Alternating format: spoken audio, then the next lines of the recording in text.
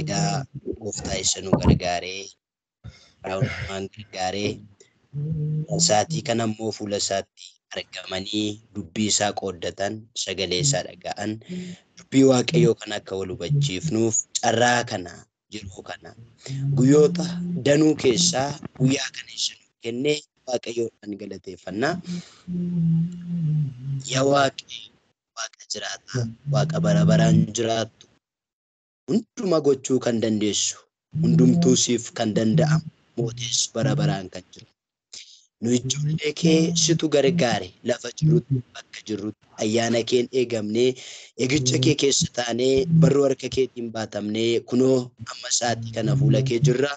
Carraa kana kan nuuf laate yeroo kana kan nuuf kenne sidha. Maqaa gooftaa Yesuusiin galanni guddaan siif haa ta'u. Waaqarratti lafarratti maqaan kee galataan ololaa jedhu. Ameen. Si galateeffachaa sa'aatii kana immoo fuula kee argamuu kee barbaanna. Hafuurri kee yaa Waaqayyo gooftaa maccaa ayyaanni kee nuu baay'atee sammuu keenya bantee ija qalbii keenyaa bantee waa hubachuu akka dandeenyuuf dubbii kee isa yaa Waaqayyo qo'achuudhaaf jirru kana akka ta'utti hubachuu hamma hubachuu qabnu hubachuu akka dandeenyuuf ayyaanni kee maqaa gooftaa Yesuusiin nuuf haa baay'atu. Akka hubataniif sammuu isaanii bane jedhamee akkuma caafame yaa Waaqayyo gooftaa sa'aatii kanatti maqaa gooftaa Yesuus Kiristoosiin dubbii kee hubannaa sirraa waa barannaa sammuu keenya banee nu barsiisi. Kanaan kan mormu ergaan dukkanaa hafuurri hamaan sun maqaa gooftaa Yesuus Kiristoosiin tokkummaa keenya sa'aatii keenya isa yeroo kanaa kanarraa maqaa gooftaa Yesuus Kiristoosiin waraaname haa ta'u. Nu gargaarii nu wajjin ta'i jalqabnee hanga xumura isaatti ayyaana keen ati gidduu keenyatti argami. Ameen. Ameen. Maqaa Yesuusiin ameen. Ameen. Ameen. Gooftaan sinaa eebbisu eebbifamaa boru gooftaan isaa eebbisu. Ameen. Namoonni dhumatti jennee sitti fayyadamne. Kun immoo carroomudha. Taraa waaqayyoo keessa keenya keessa kakkaa'een walirraa tajaajilamnaa. Amma garuu kallattumaan gara gaafii deebii keenyatti deemnaa. Wabiin natti fakkaate konneekshiniin koo rakkisaa waan ta'eef dursa naa kennee ture. Okey dursa kennuu hin danda'a. Abdataa Guddisaa kan jedhamu ammaatti eenyu akka ta'e hin barree Hanna kana dura dubbiseef dhiisee hin beeku. Hannanis anaaf haaraa ta'uu dandeessi. Taree kanaan dura argite hin beeku. So isin lamaan keessaa namni jirtan nagaa nu gaafadha. Yooni kana dura na dubbistanii jagadhee dhiifama naa godha. Okay. Yaa bilbila keessan cufaa banaa. Isaan cuftanii bantan yeroo nanni si'a meeqaadha deebi'ee isinitti iyyuu maaf cuftanii bantan ture duraan. Alright.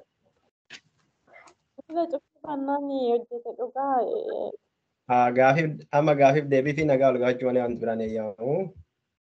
Okay. Wabii qophooftee?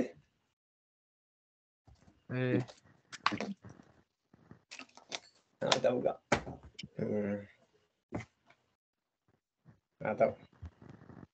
Haa ta'u wanti dura si buufnus hin jiru waluma gargaaratuma deema. Okay. Iddoodhuma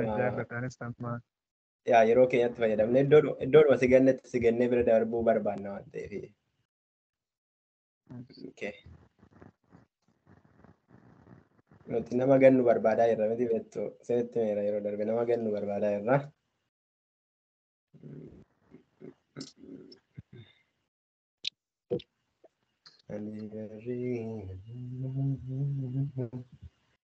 Baroogumaan ammayyiin amanamani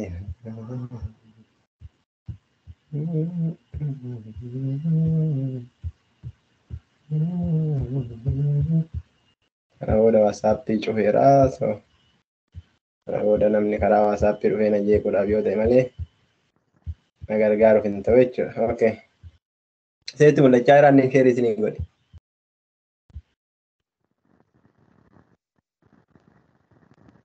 yookiin lakkiidha. Mul'ate.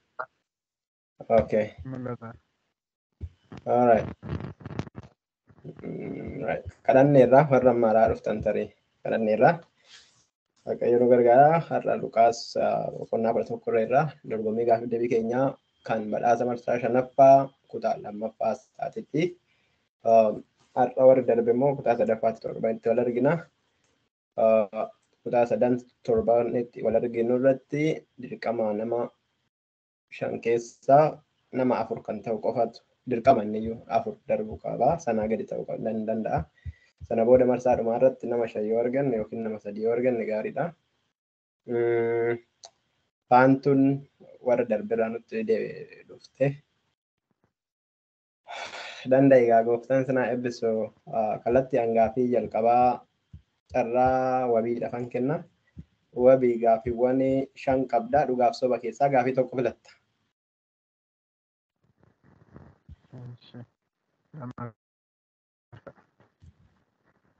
Dhagaa hin jiru. Gaaffii lammaffaa. Gaaffii lakkoofsa 2 sagalee ol kaasitii dubbisii nu deebisi. Yesuus hafuura isa nama tokko arraba isaa irra ture baase. Dhugaadha. Dhugaadhaan Luqaas boqonnaa 11 lakkoofsa 14 irra kan jirudha. Sagalee kee nu cufi wanti ta'e wayii wanti biraa hin jira ta'e yookiin ilfoonii kee sirreeffadhu. Sakaan irratti nuti hin dandeenyu waan akkanaati. Amma dandeetti sirreeffadhu ilfoonii yoo ta'e yoo waan biraa ta'e immoo qilleensa ta'uu danda'a. Lakkoofsa ittaanu sannaayitiifan carraa kenna. Sannaayit filadhu beekam sannaayit as keessa hin jirtu soorii sannaayit miti. Eewwanni maqaan kee ishiin kun. Dogoggoranii namoonni tokko tokko nama dogoggorsiisuu barbaadu. Faantu. Maalummoo goonee. Faantu. Sidaggagaan jiru. Gaaffii lakkoofsa 3. Gaaffii lakkoofsa 3. Okay. Boruun deebi'ee sagalee ol kaasii deebisi.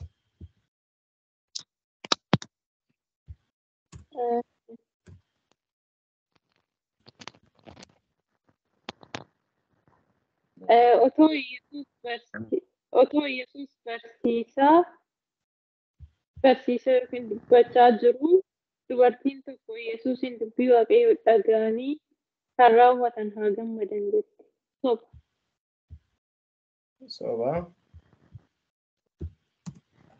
Luqaas boqonnaa 11 lakkoofsa 27-28.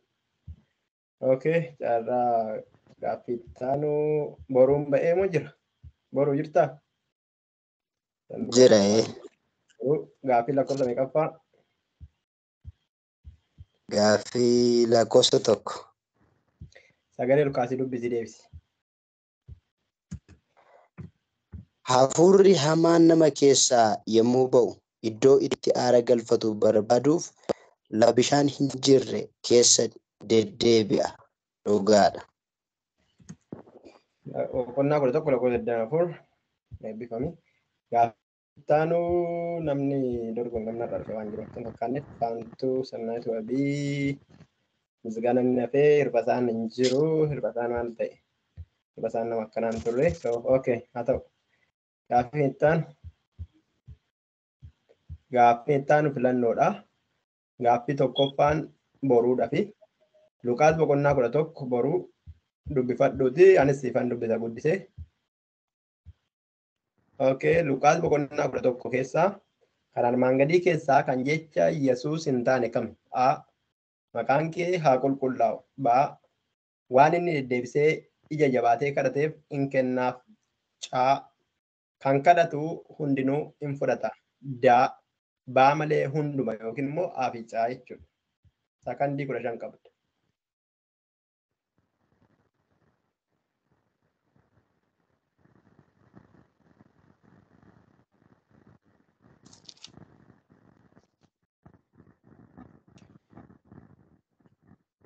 Maqaan isaa itti mul'atu miti wangeela dubbisaa jira.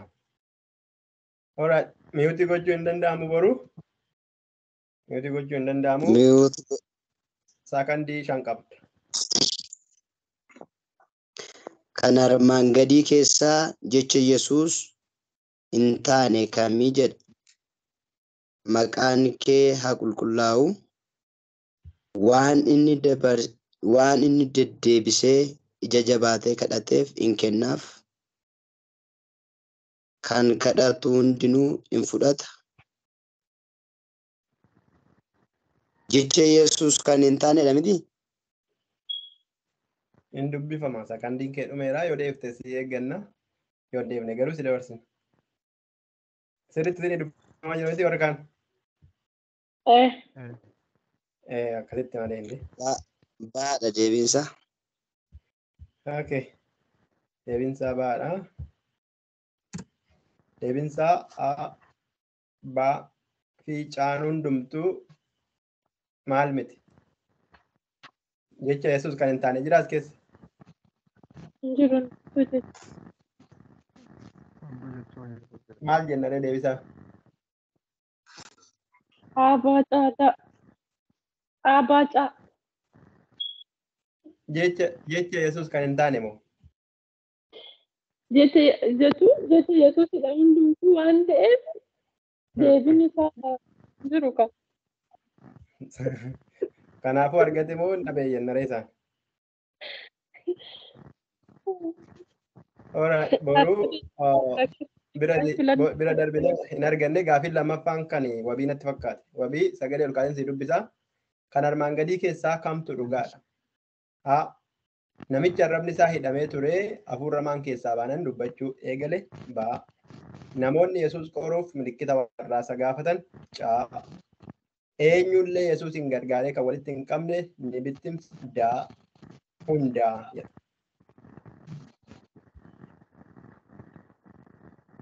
Sakandii 15 qaba. Data kan armaan gadii keessa kan dhugaadha kan jedhamu namicha arrabni isaa hidhamee ture hafuurramaan keessaa baanan dubbachuu eegale. Namoonni Yesuusin qoruudhaafis waaqarraa isa milikkita waaqarraa isa gaafatanii sirriidha. Eenyullee Yesuusin gargaaree kan walitti hin qabne ni bittimsa.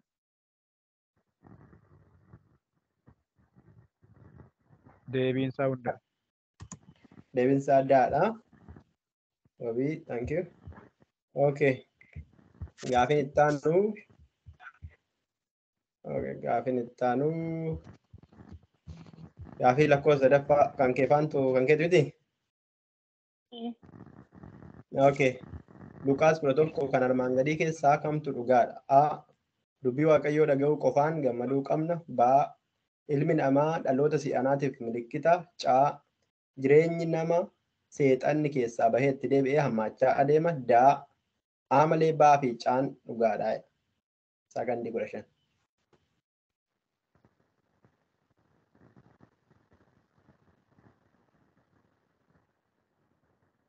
Kamtu dhugaadha? Ana gaafattamu sanatu si gaafa.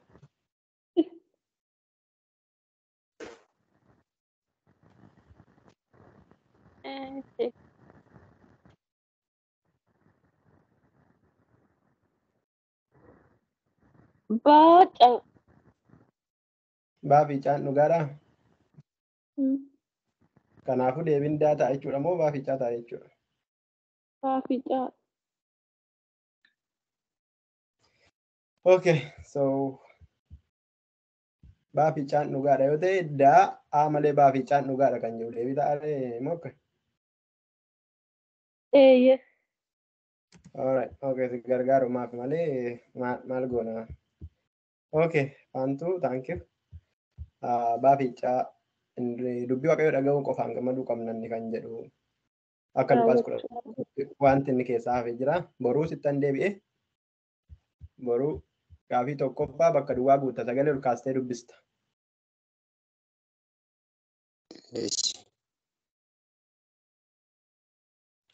Sakandii 10 qabda.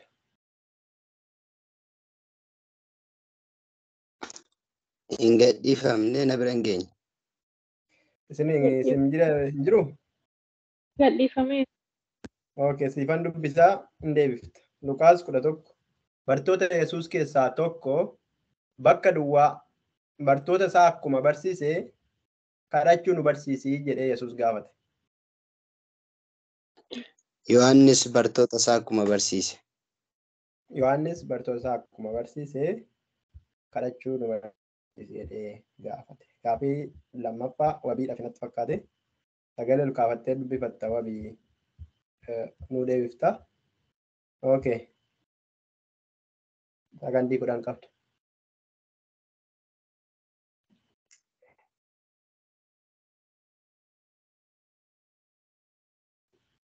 Wabiin jirta? Okay. Wabiin hin jiru yoo ta'e yeroo inni deebi'ee gaafannaa. Gaaffii ittaan faantu. Gaaffii sadaffaan siif sagalee ol kaasii daqiiqaa 10 sakandii 10 qabda.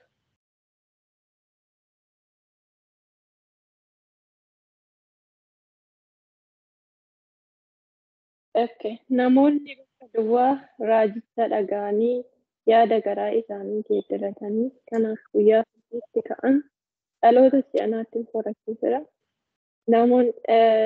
Namoonni naannawee Yohaannis raajicha dhaga'an. Maal raajicha? Yohaannis raajicha. Yohaannis raajicha. Namoonni eessaa? Namoonni naannawee Yohaannis raajicha. Naannawweetti Yohaannis raajichi dhugaa ba'eera? Okay. Dhuma irratti walitti deebinaa. Ammaaf sii kennina. Yoonaas raajicha malee Yohaannis raajicha miti. So ammaaf sii kennina. Dhuma irratti garuu namni sii mormoo namni si wajji walitti dhiyaatu jiraate taanaan seetu durfama jechuudha. Okay. Okay. Gaaffii ittaanu wabii deebitee deebi'ee moo hin deebine? Wabiin hin deebine so okay. Gaaffii ittaan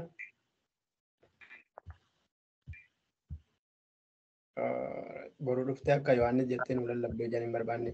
Okay. Gaaffii ittaanu gaaffii deebii kenniidha boruu qophoofte siifaan dubbisaa deebii kennita sammuu kee keessaa kennita. Gaaffii bartoonni waa'ee kadhannaa Yesuus gaafataniif deebii akkamitti kadhadhaa jedhu deebiseef yookiin immoo kenneef yookiin immoo barsiisee jedhudha. Yaa Abbaa isa waaqarra jiraattu maqaan kee qulqullaa'u mootummaan kee dhufu jaalalli kee waaqarra akka ta'e akkasuma lafarras haa ta'u kan nu ga'u buddeen keenya har'aa borii nuuf kenni yakkaa keenya nuuf dhiisi nus warra nu yakkan akkuma dhiifnu hamaatti nu gashiin gidiraa nu oolchi malee mootummaanis keetti yoo jedhaatii kadhadhaa jedhee isaan barsiise. Gooftaan isaa eebbisu inni kan biraa akkuma itti uffattee jira inni kun ga'aadha. Kitaaba isaanii isa yeroo dhiyoo hiikkaterraa inni akkatti dubbisetti kitaabni kan kootii guutummaatti akkas hin jiru. Kitaaba isa yeroo dhiyoo ba'ee irraa dubbifate fakkaata. Okay. Thank you. Gaaffii ittaanu kan keeti faantu. Yesuus hafuura hamaa baasnani namoonni kaan milikkita waaqarraa akka isaan agarsiisuuf gaafatan. Warra dhaloota hamaa milikkita barbaadan maal jedha? Waa'ee kanaatiif warra dhaloota hamaa milikkita barbaadan waa'ee kanaatiif immoo akkamitti deebisee jedhu. Yookiin baay'ee jedhi dubbisi baay'ee kanaaf akkamitti deebisee. Namoonni milikkita barbaadantu ture. Milikkita waaqarraa akka isaan agarsiisu barbaadanii namoota baay'eetu ture. Dhaloonni sun dhaloota hamaadha. So milikkita akkamitti yookiin immoo akkamitti deebiseef deebisaan. Warra baay'ataniidha moo warra jalqabatti gaafateedha? Jalqabatti milikkita waaqarraa nu agarsiisi jedhaniin milikkita waaqarraa nu agarsiisi jennaan maal deebiseef yookiin akkamitti milikkita itti agarsiise yookiin akkamitti deebiseef. Deebiin deebiseef sana ka. Eeshi anis ismanyee. Okay. Milikkita waaqa irraa yeroo isa gaafatanitti Yesuus yaada isaanii beekee mootummaan tokko gargar waa'ee mootummaan tokko gargar cabe yookiin tokkummaan tokko gargar cabe tokkummaan tokko erga gargar cabe mootummaan tokko akkamitti dhaabbachuu danda'a jedheenii ture. akkasumas immoo maatiin tokko erga wal didee booddee erga galgala bahee booddee akkamitti deebi'aa jedhee manichi sun hin diigamaa jedhee waa'ee manichaatti dubbatee egaa seexana baasuu akkamitti seexanni seexana baasuu hin danda'a jedheeni ture. Akkasumas mootummaan isaa mootiin akkamitti dhaabbachuu danda'aree jedhee itti dubbate. Kanarratti mootiin waan isaanii hafuura humna Zurubaabeeliin hafuurota hamaa baasaa jettaniifan kana dubbatte jedhee Yesuus itti dubbate. Okay, yeah. Waan inni humna maalitti inni? Beelzebul. Okay, so isa kana sin gaafanne jechuudha. Inni humna Beelzebuliin hafuura hamaa waan baasuuniif kana dubbate. Kan si jedhe garuu milikkita waaqarraa nu agarsiisi jedhanii warra gaafataniif maal jedhee deebiseef yookiin akkamitti itti agarsiise? Deebii akkamii kenneef? Malee inni kun warra Beelzebuliitiif. Okay, warra dhaloota milikkita waaqa irraa isa gaafataniif mootiin waa'ee fakkeenya Yoonaas raajichaa isa fudhateedha. Dhaloota hamaan nan isa jedhu jechuudha. Gaaffiin si qabachaa jira, wallaaleen si qabachaa jira. Malee ani ishee. Okay, isa yoo ta'e mootiin booda gaa konnekiin na didee jechuudha fi miti amma. Staakii goote. Staak godheera diinni koo kan jiru argitanii tiiktookii irratti hojjaa tokko. Alright, okay. Gooftaan isaa eebbisu.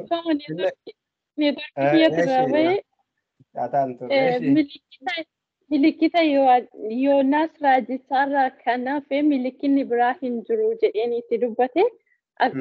Sabni Nanawwee yeroo Yoonaas raajichaa yaada garaa geeddarannaa godhanii gara Waaqayyootti akka deebi'aniif itti ergee sabni suni yaada garaa geeddaratanii gara Waaqayyootti deebi'anii jiru. Kanaaf Yoonaas irra kan caalu immoo sin gidduu jira jedheni akkasuma immoo fakkeenya Salamooniin fudhatee mootummaan biyya fagoodhaa ogummaa Salamooniin sanii dhaggeeffachuudhaaf dhuftee turte.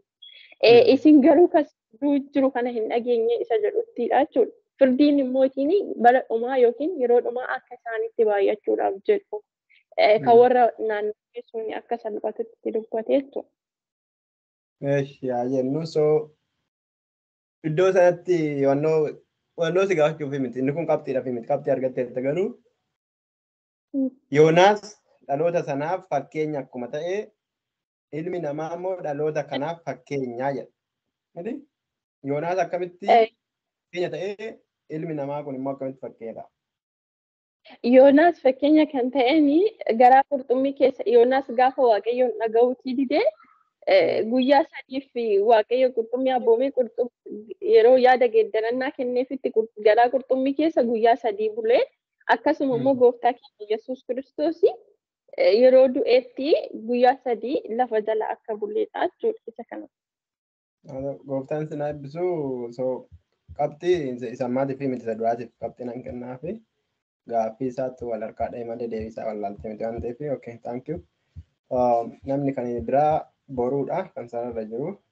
Boruu gaafatamteerta miti ati? Okay, hamma nu tajaajiltaa Luqaas boqonnaa 11 lakkoofsa 1-13 gidduutti waa'ee kadhannaa irratti ibsa nu kennita. Daqiiqaa tokko wayisii kennina ibsa nu kennita jechuudha. Bifa duraan nu tajaajilte sanaan. Waanuma gubbaa ta'e waan muraasa fi wanta atirraa barattu. Luqaas boqonnaa meeqa? Luqaas boqonnaa 11 lakkoofsa 1-13 gidduutti waa'ee kadhannaa isa duraan nu jetteeti jechuudha. Yesuus akkas jedhaa kadhadhaa jedhee. Isuma irratti waan xiqqoon tajaajilu. Immoo meetti qabxii keenya ilaalu.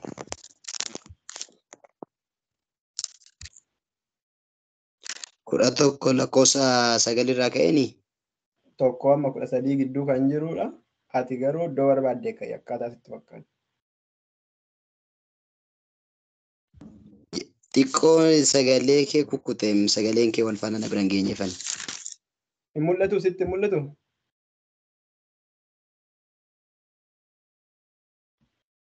Sitti mul'achaa jira ni nani sheerii barbaade. Lakki asiin isuma duraa jira.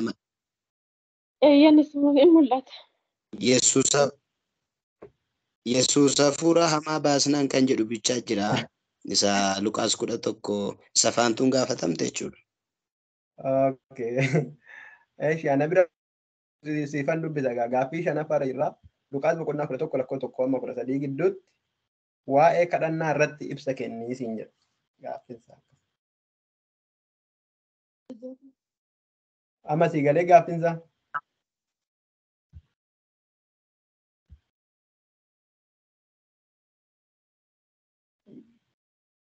Gaaffiinsaa sii galee boru.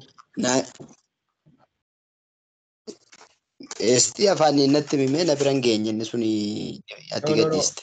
Isaan afaan isin jedhu dhagaa hirtaan siin jechaa jira.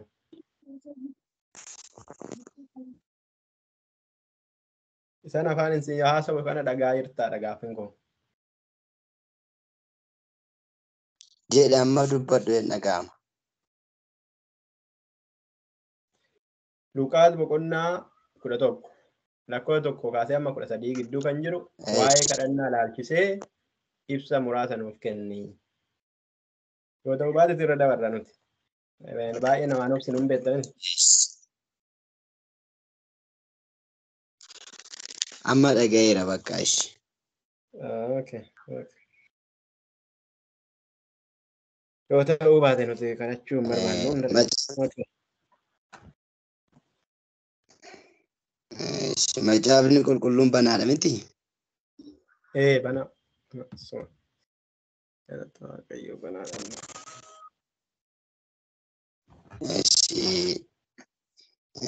Haa ta'u yeroon sii kennaa irratti qophaa'ee hirphasaa fi wabiidhaa fi carraa gaaffiiwwan isaan dafanii deebisuu danda'aniin kennaa fi wabii deebite miti?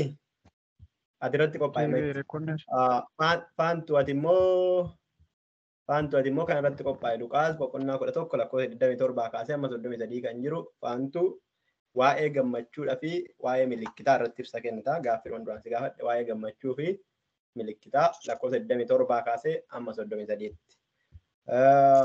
Inni sun immoo boruun lakkoofsa 1 kaasee amma 13. Deebitee ati wabii? Deebi koordineeshinii qotte kun rakkisaadha. Homaa rakkoo hin jiru. Bakka duwwaa kana nu guutta sagalee kaaftee dubbifteetu.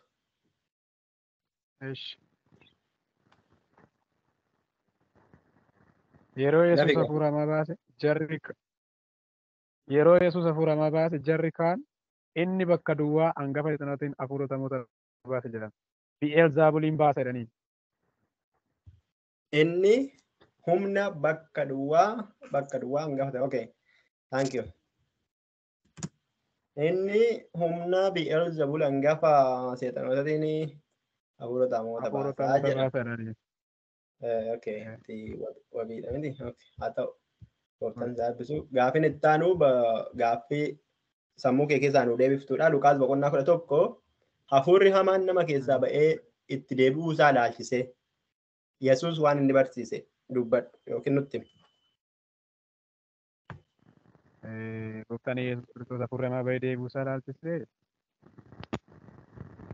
namoonni jireenya warri hafuurri hamaan keessaa ba'e hafuurri hamaan erga keessaa ba'e namoonni jireenya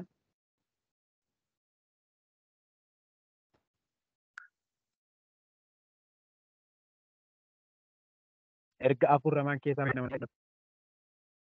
namoota humnoota biraa hafuurotamoota dabalatee torba dabalatee jireenya nama sanaa deebi'ee akka miidhu barsiise. Nan qoobsine xixiqqoo taa'edha natu dhaga'uu dide ta'uu danda'an kokkutaa. Xiqqoo koordineeshinii Gooftaan Yesuus hafuurri hamaa ba'ee deebi'uu isaa ilaalchisee fakkeenyota jireenya kiristaanummaa keessatti namoonni erga fayyanii booddee jireenyi isaanii jijjiirame waaqayyo wajjin waaqayyotti amananii jiraatan yoo ta'e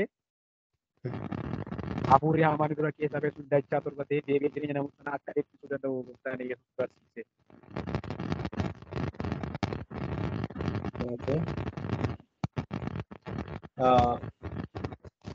Ati immoo bakka itti qophooftuun sii kenna. Okay.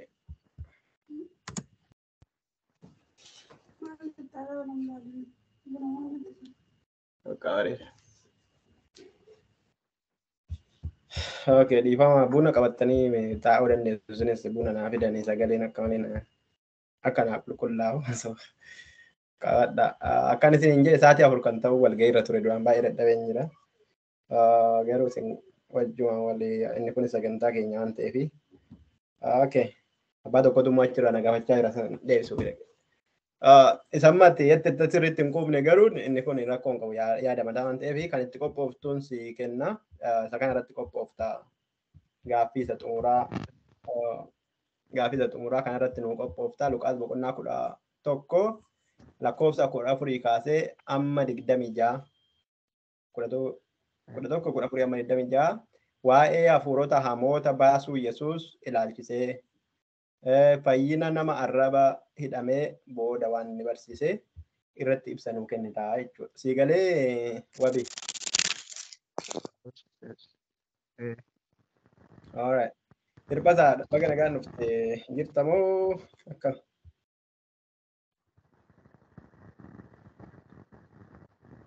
hirbasaan gidduu kana jira mi'uutii irra jirta hirbasa.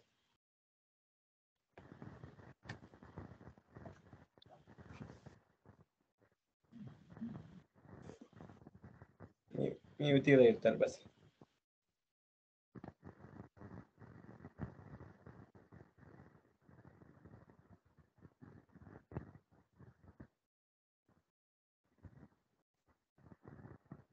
Warri kaan xumuranii ifama mi'uut godheen dubbachaa ture. Akkoo hin qabu waa'ee warra kaanii dhiisiti. Waa'ee kan. Alright. Gaaffii lakkoofsa 4 fi 5 keessaa tokko filadhuutu itti fufna. Ani moo Hirbasaa. lakkoofsa kam tafee natti mul'achaa hin jiru.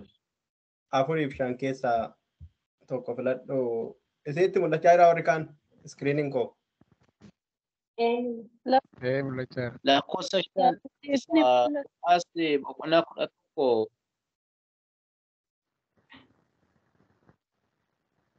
Wabii maal jedhe? Wabii taasaa jira moo hirbasaadha? Hirbasaa taasaa. Hirbasa gaaffii akkuma kanaan dura Luqaas boqonnaa 11 sheerii godheen jira siif qaqqabuu ta'e hin beeku. So sheerii ta'ee sitti mul'achaa hin jiru yoo ta'e maal argaa jirta amma iskiriinii keerra? lakkoofsa 5ffaa Luqaas 11:14 hanga 26 waa'ee hafuurota hamoota baasuu Yesuus ilaalchisee jedhuun argaa jira. Okay. Okay, amma gaaffii lakkoofsa 4 fi 5 keessaa tokko filattaa isaan sitti agarsiisaa inni yoo si dhufe yoo ta'u baate si waan dubbisaan jechaa jira. Tole. 4 fi 5 keessaadha kan nuti qabnu 4 fi 5 keessaa tokko filadhu. Afuruma haa ta'u afur. Gaaffii lakkoofsa 4 si banaa sitti mul'ata yoo ta'e natti agarsiisi. Sitti mul'achaa jira?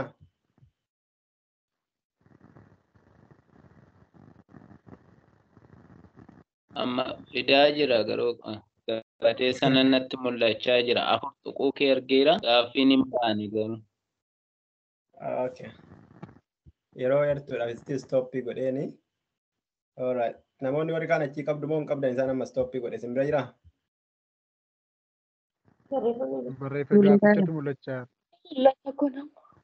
Barreeffamichi kun isinitti mul'achaa jira warra ammaa? Gaaffiin ammaa lakkoofsa tokko jedhe. Wow. Oh, okay. Lakkoofsa tokko isinitti mul'ata kaan. Warri kaan ikkoo lakkoofsa tokko miti waan biraatu hin arginu jechaa yeroo. Haa ta'u. Hirphaa isaa maaltu sitti mul'achaa jira? Kan jedhutu gaaffii tokkoffaa. Gabatee keessa lakkoofsa 4 irratti kilii gootee jirti. Bakka duwwaa lakkoofsa 4.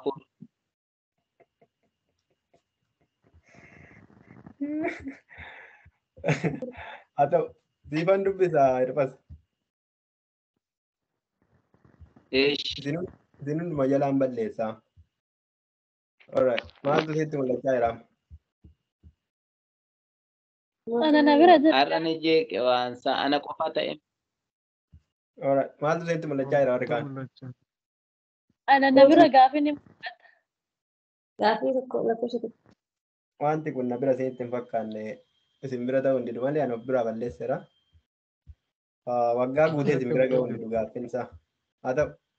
Zalaalaa motoo ta'e yoo sitti argamaa jira zala. Gabatee jira na bira.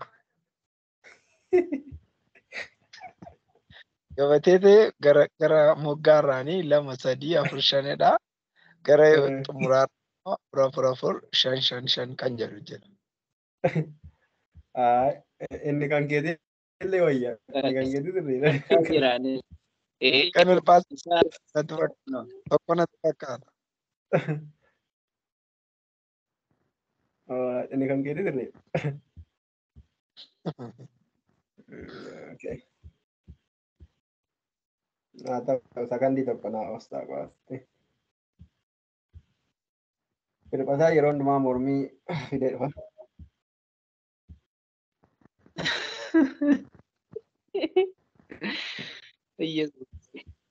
Maali yaa?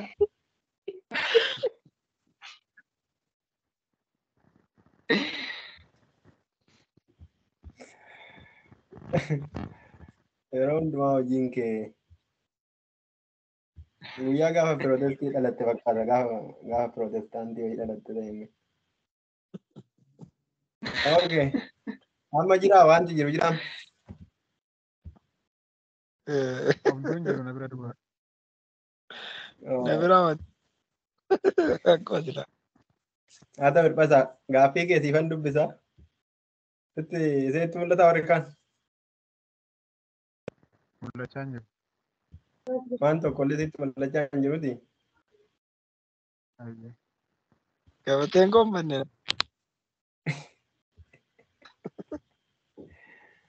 Okay. Waa gabateen keessan akka hin bannettan sheerii isinii godhaa.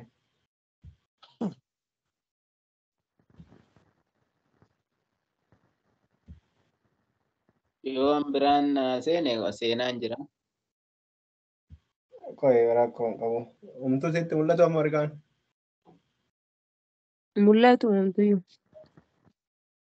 Ana bira ammoo sheerii ta'eera naan jechaa jira rakkoo isaa. Ana biratti si mul'ata garuu jira. Maaltu mul'ata si bira? Gaafiin. Gaaffii lakkoo tokko kan jedhu. Okay. Maal jedha gaaffisaa? Mootum biyya Sheebaa oduu Salamoonii Waaqayyo himuudhaaf gaafii cimaadhaan qortee isa ilaaluudhaaf gara isaa dhufte. Hirphasaa humtuu sitti mul'atu ammallee. Sanuma dhaqoo amma jijjiirreera. Miyuutii taatee hirphasaa tokkoon lamaan seente ta'e hin beekamne. Lama keessaa baheera tokkooni. Gaaffiin tokko anatti Sana keessaa baas.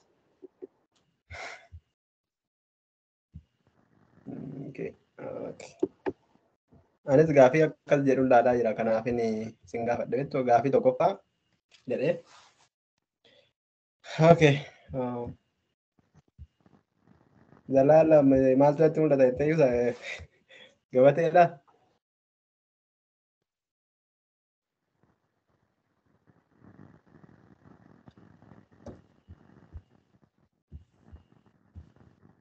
Zalaalam gabatichi jira moo bade? Jira man.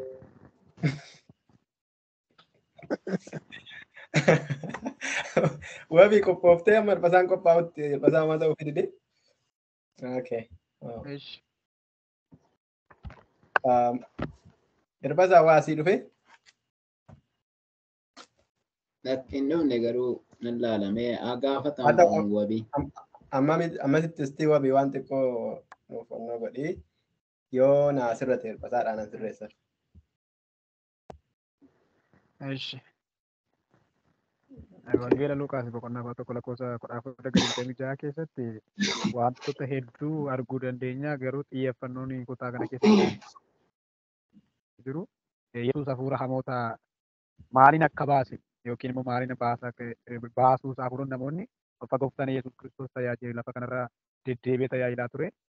Hafuurota hamoota ni baase gaafa inni hafuurota hamoota baasu jarreen isa duukaa turan hafuuronni hamoonni gaafa namicha arraba hidhame sana keessaa bahu namoonni baay'een hafuura hamaa bildaa bu'eliin baasa jedhanii gaafa isaan amanuu dadhabanii hojii aangoo waaqayyoo ulfine Yesuus hojjetu kana amanuu dadhaburraa kan ka'e inni hafuura hangafoota hafuurota hamootaatiin baasa jedhanii yeroo isaan irratti ka'an keessuma sanarra darbee amanuu dadhabuu isaan irraa kan ka'e milikkita ganaa dabalataan isa gooftaan Yesuus Kiristoos hafuura hamoota baasee ilmaan namoota fayyisaa jiru malee milikkita kan biraa barbaaduudhaan gooftaa Yesuus Kiristoosin qoruudhaaf yeroo isaan yaadota garaa garaa kaasan gooftaan Yesuus Kiristoos immoo waan isaan garaatti yaadaa isaanii keessatti yaadaa jiran beekee fakkeenyaan biyyi tokko tokkummaan isaa yoo diigame yookiin maatiin tokko yoo walii galuudhaaf baate akkamitti dhaabbachuu danda'a fakkeenya gooftaan Yesuus Kiristoos ilmaan namoota warra saduukaa jiran kana gaafa naaboo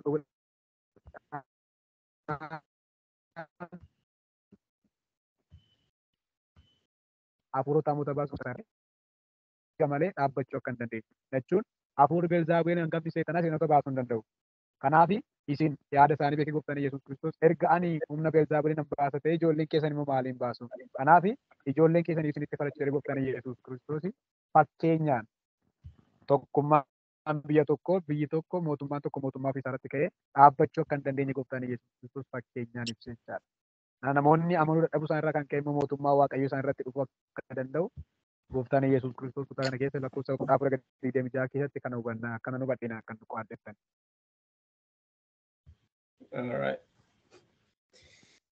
Gaaffii namni qabdaniif akkuma yeroo darbee namni gaaffii qabdaniif yoo jiraattan gaaffii gaafattanii yoo qabdan ta'ani gaaffii gaafadhee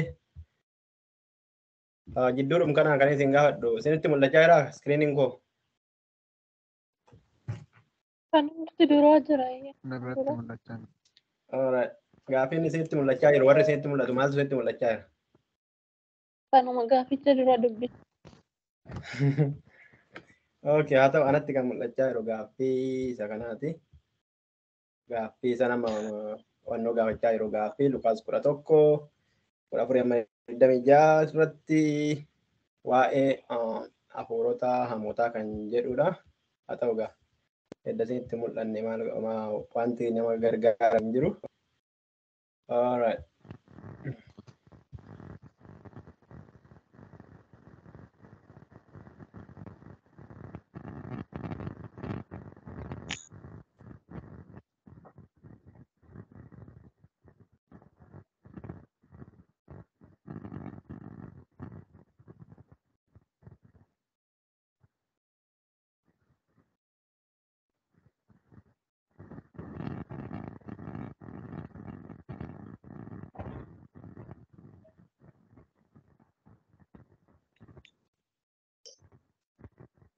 Hirpha sama si dhufuu dide.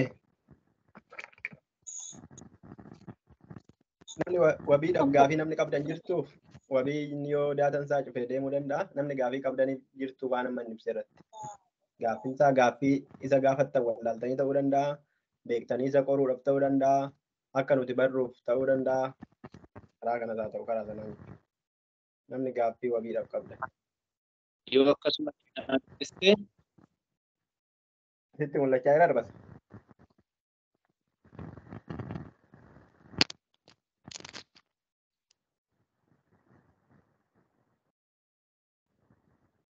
yoo akkasumatti na dubbisteen ta'a abdi. Haa ta'u. Gaaffiin qabda yoo ta'e wabii gaaffiin si gaafadhaa yoo jiraatte deebiif iyyaaltaa yoo jiraachuu baatte garuu nagaan dhaqee hirpasaan yeroo muraasa gaaffii gaggaafadhaa gaaffii dafee dugda duubatti fiduun qabaa. Warri hirmaachuu qaban hirmaatanii deemuu waan ta'aniif gaaffii 4 fi 5 keessaa gaaffii lakkoofsa 4 siifaa ta'u hirpasa. Afur. Okay, gaaffii tokkoffaan isaa dhugaadhaaf sobaa. Gaaffiin tokko maal jedhaa? Mootuun biyya Sheebaa oduu Salamoon isa Waaqayyo ittiin ulfina argatu yommuu dhageesse gaaffii cimaadhaan qortee isa laaluudhaaf gara isaa dhufte jedha.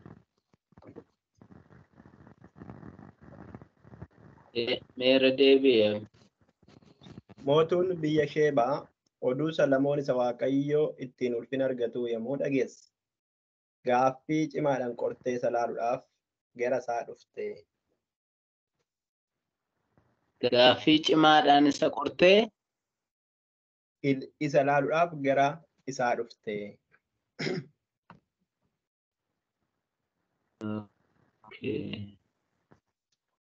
Mee tokkicha deebi'e. Mootuun biyya Sheebaa oduu Salamoon isa Waaqayyo ittiin ulfina argatu yommuu dhageesse gaaffii cimaadhaan qortee isa laaluudhaaf gara isaa dhufte.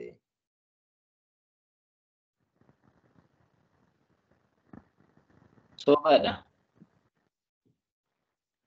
Okay, sobaadha. Injifachuun koo hin oolu, injifachuun koo hin oolu. Okay. Diina tokko arganne. Okay, gaaffiin isaa dhugaadha. Luqaas boqonnaa 11 irra hin jiru kakuu moofaa keessa jira.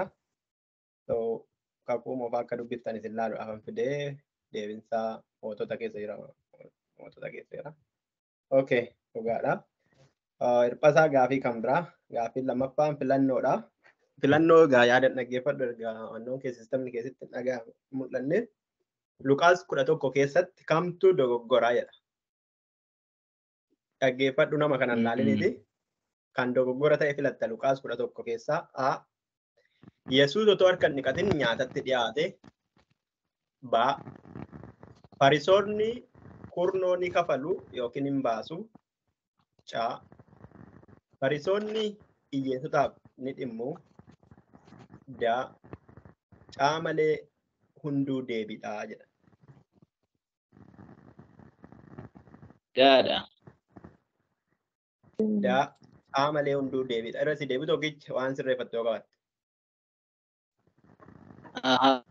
Amma dhufeera kunoo iskiriinii irratti. Sakandii 15 sii kennaash.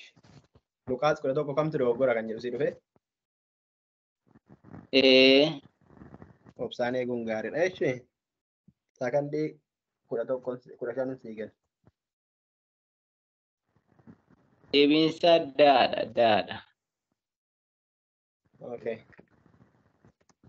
Okay, daadha. Deebiinsa daadha. Okay. Inni dura. Okay, inni dura maal ture? Maal isa duraa jechaa jirta waan isaa? Gaafii tokko fa'aa jechuu keeti?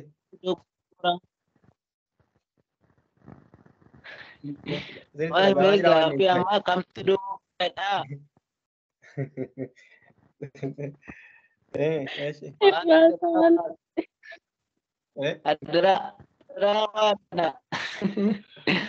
Maal rakkoo kondiishinii ta'e darawaadha. Nuti kondiishinii maal goona? Ilaalaan jira waan. Eenyu yoo sirreeffachuu barbaadde irra hin deebinee fi ani obboloo nan dogoggoree. Isa dura. Okay, dhumarratti sirreeffatu. Rakkoon qabu. Okay, rakkoon qabu. Ilaa gaaffiin isaa inni dura akkana jedha dubbifachuu dandeessa. Sitti dubbata isi akkam?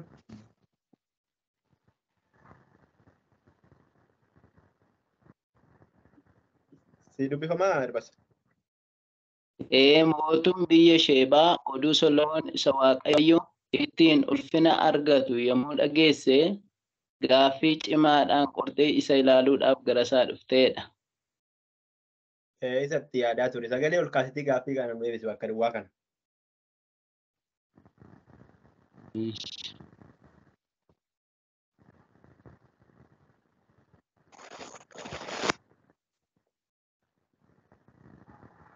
Sagalee ol kaaftee nu dubbifta.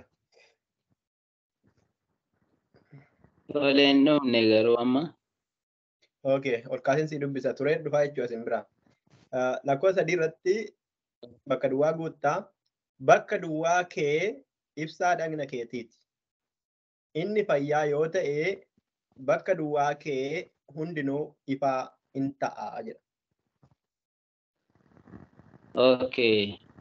Inni kun ijji kee ibsaa dhagna keetiiti. Inni fayyaa yoo ta'e dhagni kee hundinuu ifaa in ta'a. Dhagni kee hundinuu ifaa in ta'a jedha. Alright. Thank you. Inni tokko ija yookiin ijji inni tokko immoo dhagna yookiin dhagni jechuu dandeessu jechuudha. Hirphasaa. Hirphasaa isa kaanitti yaadna fi isa kana garuu hin kenninaafi. Okay. Mee gaafota gara fuulduraa yoo seeran deebise tokkotti ofii dandeenya hin beeknu. Luqaas 11 irratti si gaafadha. Macaafni qulqulluun cufamaadha. Yesuus yookiin immoo fakkeenyadha. Ibsaa dhagnaa barsiisee Yesuus fakkeenya ibsaa dhagnaa barsiise nuuf himii jedha. Ibsaa dhagnaa. fakkeenya sana nuuf himtaa jechuudha yaaduma kee keessaa.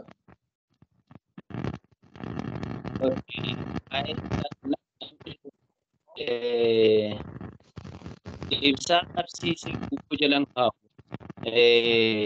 Baattuu ibsaarra kaa'ee isa malee jedhee gooftaa Yesuus lafa sanatti barsiisee. Kana jechuun isaa namni suni warri suni otoo ilaalanii otoo wangeela waaqayyoota amananii jireenyi isaanii ifa ta'e gooftaa Yesuusiin amanuu qabu. Hiikaasaa miti jechuma isaa qofa nu jedhe. Okay, ibsaa dhaqnaani omtinuu ibsaa qabsiisee guuboo jalan kaa'u. Ibsaa qabsiisee guuboo jalan kaa'u. Baattuu ibsaarra kaa'ee akka namni hundinuu arguuf baattuu ibsaarra kaa'ee akka mul'atu taasisa malee jedhee gooftaa Yesuus lafa sanatti dubbate. Kana kan boolla keessa hin kaa'u. Ibsaa qabsiisee boolla keessa hin kaa'u. Maaliif iddoo mul'atutti baattuu ibsaarra kaa'ee akka mul'atu taasisa malee jedhee dubbate fakkeenya isaa.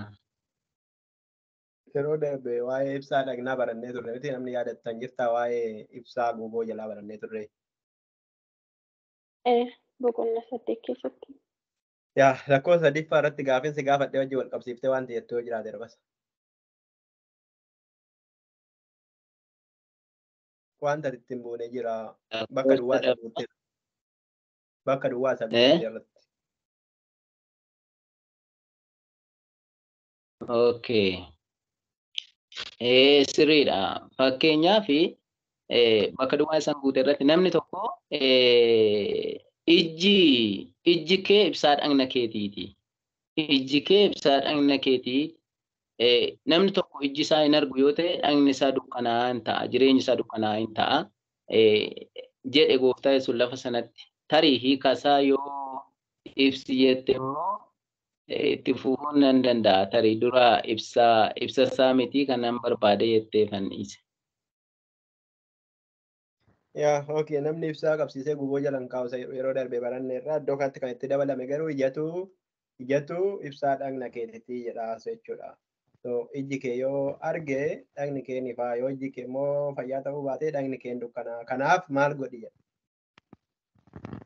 Kanaaf ija kee gubbaa kana qaamarra godhadhu jedhamoo kanaaf maal godhi jedha wannoon isaa samariin isaa. Akka qaamni kee sirriitti ifutti maal godhi jedha. Ificha jabeessi eeggatu. Thank you. Haa ta'u gooftaan isaa eebbisu gaafii sattaan uttan si dabarsaa gaafiin kan kee yoo sii dhufuu baate sii dhufuu dideera. Yoo sii dhufe garuu sii dhufe gaafii lakkoofsa xumuraa jechuudha. Macaafa qulqulluu banattee amma ammaatti gaafii lama argatteetta. So gaafii kana yoo argatte hin darbita. Gaafii kana hin arginne yoo ta'e sa'aatiin bakka gallakkiftaa jechuudha. Okay. Gaafii kana warri kaan okay sitti mul'achaa jira gaafichi. Gaafichi sitti mul'achaa jira. Lakkinatti mul'achaa hin jiru. Hin qophoofta wabiittan deebi'aa hin qophoofta gaafiinsaa lakkoofsa 33 hamma 34 kan jiru waa'ee ibsaa dhagnaa waa'ee affeerraa farisicha tokko irratti farisoota boo'uu Yesuus gaafiinsaa qalbeeffadhu. Lakkoofsa 33 hamma 44 waa'ee ibsaa dhagnaa akkasumas immoo affeerraa farisicha tokko irratti Yesuus farisoota boo'uu isaa irratti ibsa kennitaa jechuudha. Amma garuu kallattumaan gaafii fannoottan deebi'a. Kan kee kana miti hafuurota hamoota baasuu Yesuus ilaalchisee fayyina nama arraba hidhame tokko kan fayyisee miti wabi. Miti kan kana irratti ibsa kenne lakkoofsa 14 Alright. Gaafii tokko tokkotti gaafadha. Namoonni gaafadhu jennaan dida waan ta'eef namoonni gaafadhaa jennaan carraas ni kenneeran diddanii so na booda gaafiin hin jiru jechuudha. Yesuus waa'ee kanaa yeroo barsiise yeroo darbe Yesuus humna maaliitiin akka hafuurota hamoota baase jennee turre yookiin maqaa eenyuutiin akka baase. Yesuus maqaa eenyuutiin baase? Kan namoonni ittiin jedhamu kan inni ofii isaatiin hojjetu. Amma dhugaa isaa haasaa jirra. Dhugaa walitti haasaa jirra. Baay'ee namoota danda'e maqaa qulqulluu akka to'achaa jiru. Yesuus maqaa eenyuutiin baase seexanoota yookiin hafuurota hamoota kana? Maqaa waaqayyoo maafuudhaan baay'ee.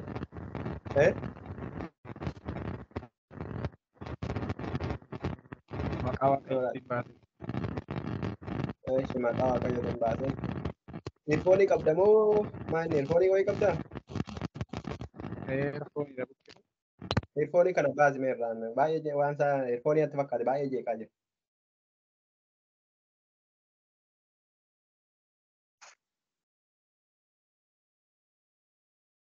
Sagaleen kee asitti dhaga'amaa?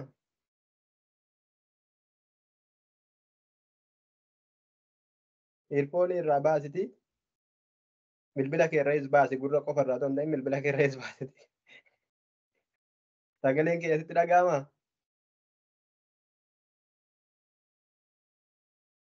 Hin salphanne amta. Okay.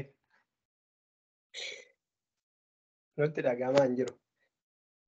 Gara faantutti hin darba. Wabii si dhaga'aa hin jiru. Biraa si dhaga'uu danda'a. Faantu. Qophoofte? Otoo gara faantuutti hin darbiin ifama ijaanii deemu. Yaa qophoofte?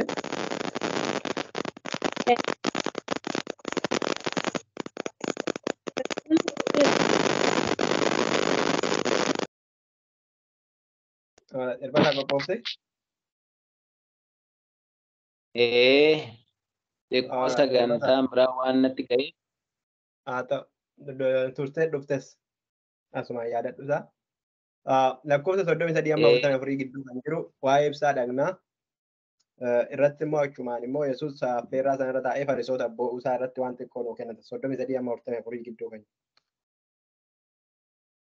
Tole waan isin eebbisu waa'ee ibsaa dhagnaa ilaalchiseeyyu gooftaan sun lafa sanatti omtinuu ibsaa qabsiisee boolla keessa yookiin guuboo jala hin kaa'u. Warri mana sanatti ol galan ificha akka arganiif baattuu ibsaa irra kaa'u malee jedha. Ijji kee ibsaa dhagna keetiiti. Ijji kee fayyaa yoo ta'e immoo dhagni kee hundinuu ifaa hin ta'a.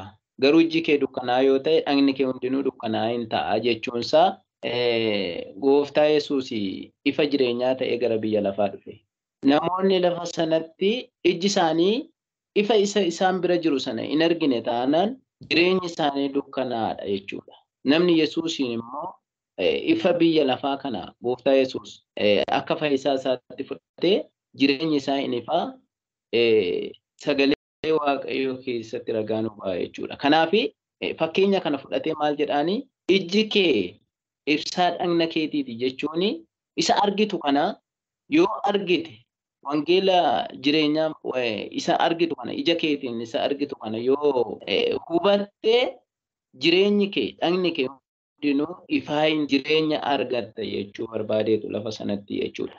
Kanaaf omtinuu immoo ibsaa qabsiisee guuboo jala hin kaa'u yookiin boolla keessa hin kaa'u. Ibsaa qabsiisee isa kaa'a malee iddoo mul'atu kaa'a malee. Kanaaf jedhee isaan qabee barsiisa. Waa'ee affeerraa farisootaa fi seerota warra abbootii seeraatiif barsiisota seeraatiif bo'uusaa ilaalchisee immoo Yesuus farisichi nyaata affeeree erga affeeree booda yeroo nyaatatti dhiyaatu gooftaa Yesuus harka hin dhiqanne isaan immoo kam ilaaluu namni tokko nyaatatti dhiyaachuudhaaf maal godhuu harka isaanii dhiqataniitu nyaatu. Seera ittiin qodaa isaaniis qulqulleessan qabu waan ta'eef kana gochuun isaanii of qulqulleessanii namni tokko akka isaan hin xureessine ofii isaanii qulqullaa'uutti kan isaan fudhatanii jechuudha. Kanaaf gooftaa Yesuus lafa sanatti ofii isaatis harka osoo hin dhiqatiin maaddeetti dhiyaachuun isaa namicha hin dinqisiise. Isa booda gaaffii hedduu gaafate. Maaliif isin keessatti xiyyeeffattu osoo hin taane ala isaatti xiyyeeffattu. Waciitii fi kubbaayyaa ala qulqulleessuun isaa bu'aa maal qaba? Qodaa sana isuma ala isaa uumeetu keessa isaa uume waan ta'eef keessa isaas akka qulqullaa'u godha. Kana jechuun isin jaalala Waaqayyoo namoota immoo jaalala Waaqayyoo isa ta'e raawwadha. 10 keessaa tokko kennuu, qodaawwan duuba qulqulleessuu, wantoota kana osoo hin dhiisin maal gootu isa keessatti xiyyeeffadha. Jaalala Waaqayyoo raawwadha. Namootaafis dhimmaa jedhee Gooftaa Yesuus lafa sanatti dubbate jechuudha. All right. Maal baratte? Kanan irraa baradhe fakkeenyaaf ibsaa dhagnaa kanarraa wantan baradhe yoo jiraate Gooftaa Yesuus akkuma dura jedhee ifa jireenyaa ta'ee gara biyya lafaa dhufee gara biyya lafaa dhufuu isaa qofa osoo hin taane namni hubate, namni jireenyicha hubate, ija isaatiin argee gurra isaatiin dhaga'ee yoo hubate jireenya akka argatuu fi namni hin hubanne immoo jireenyi isaa ammayyuu dukkana keessa akka jirudha hubadhe. Waa'ee Farisootaa kun immoo namni tokko isa duubaatti xiyyeeffata osoo hin taane xiyyeeffachuu qaba osoo hin taane isa keessa isa Waaqayyo argu keessa garaa namaa jireenya namaa isa Waaqayyo beeku jaalala Waaqayyo isa ta'e isa keessatti akka xiyyeeffachuu qabu amanaan tokko kana irraa baradhe jechuudha. Ati mana namaa to'attee dhiqattee dhimmoota dhiqatin nyaatta. An dhiqadhee nyaadha. Tole Gooftaan si haa eebbisu. Namoonni gaaffii qabdaniif jirtu hir'isaadha. Sagantaa biraa qaban yeroo hundumaa taatee 4 boodan deema ture. Haadha xiqqoo duubatti hafee ture nutis xiqqoo dubattamne. Namoonni gaaffii qabdaniif jirtu. Ibsaan dhagnaa maalidha? Ijji maal bakka bu'ee? Akkasii kanaaf kan kana fakkaatanii. Namoonni Yesuus wanti inni jedhe jira miti amala jaraa sana fa'ii keessaa amaloota Farisootaa keessaa akkas jedhe. Jarri sun dhuguma qodaa dugda duubanni kubbaayyaa fa'ii isaanii fa'ii waciitii dugda duubanni jettee yaadda. Wanta Yesuus mallattoo jaraa minaamin jedhe keessaa qodaa dugda bahee duuban dhiqxuu waciitiin dhiqxuu kubbaayyaa dugda duuba isaan dhiqxuu jedhe. Waan akkanaa Kuni fakkeenyadha. Lafa sanatti fakkeenya kan inni fudhatee jireenya isaaniiti. Qodaa sana miti. Dhimma kubbaayyaa yookiin waciitii maal osoo hin taane jireenya isaaniiti. Jireenyi isaanii isa mul'atu kana isaan pirootokoolii isaanii isa mul'atu kana eeganii jaalala Waaqayyoo garuu dagataniiru. Namaaf dhimmoo garuu dagataniiru. Isa kana itti himuudhaaf fakkeenya fudhatee kenne. Namaaf dhimmoo dagattan jedha garuu Yesuus immoo mana isaaniitti nyaata affeera waliin dhiitu wanti kun.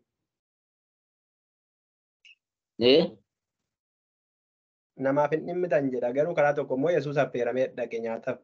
Kuni namaaf dhimmoo hin agarsiisu. Egaa isa kana yeroo baay'ee Gooftaa Yesuusiin gaaffii qormaataatti dhiyeessu. Tarii Yesuusiif dhimmanii ta'uu dhiisu mala qoruudhaaf maal jedha waa'ee seeraa harka dhiqatanii midhaan nyaachuu fi dhiisuu irratti maal jedha kan jedhus qormaataaf farisichi mana isaatti affeere ta'uu danda'a. Gooftaan si haa eebbisu. Inni kun gaaffii qabxiidhaaf miti barsiisota seeraa fi fariisota jechuun adda addaa moo tokko itti yaadda.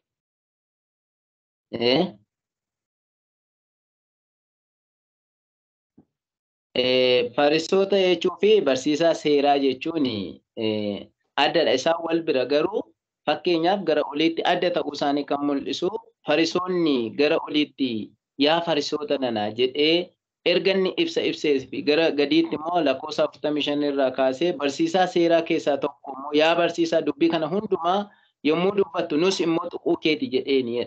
Kun immoo fariisotaa fi barsiisota seeraa warri jedhan adda ta'uu isaanii. Fariisonni isaanuma keessaa warra barsiisonni seeraa fariisonni warra seera barsiisan warra aangoo qaban. Yeroo kee akkasii qusatuu fi akka daftee deemtu fanii gara dhumaarratti asiraatii namni wanti inni jedhu jira. Soorii kurnoo sanatu jennuu kurnoo fa'ee jira. Waan kana keessaa kurnoon baaftuudha. Garuu jedha wanti inni jedhu jira achirratti taansee meeqaan kurnoo xiqqoo haafu. Gara dhumaarratti maal jedhaa isin akka awwaala lafti isaan beekamneeti jedha. Amma biyya keenya namni tokko beekini irra deemee of xureessaa jedha. Namni awwaala irra deemee of xureessaa? Damma tokko beekin awwaala wayii yoo deemee of xureessine jedhama. Jechuun naannoo keenya jira awwaalli osuma beekuu kan cal jennee keessa darbinu jira irra deemnee. Inni kuni akka keenyatti amma namni tokko awwaala irra deemeedhaaf of xureessa osoo hin taane inni kunis fakkeenya isinii wayyoo isin akka awwaala lafti isaa hin beekamneeti. Namni utuu hin hubatiin irra adeemee of xureessa jedheen.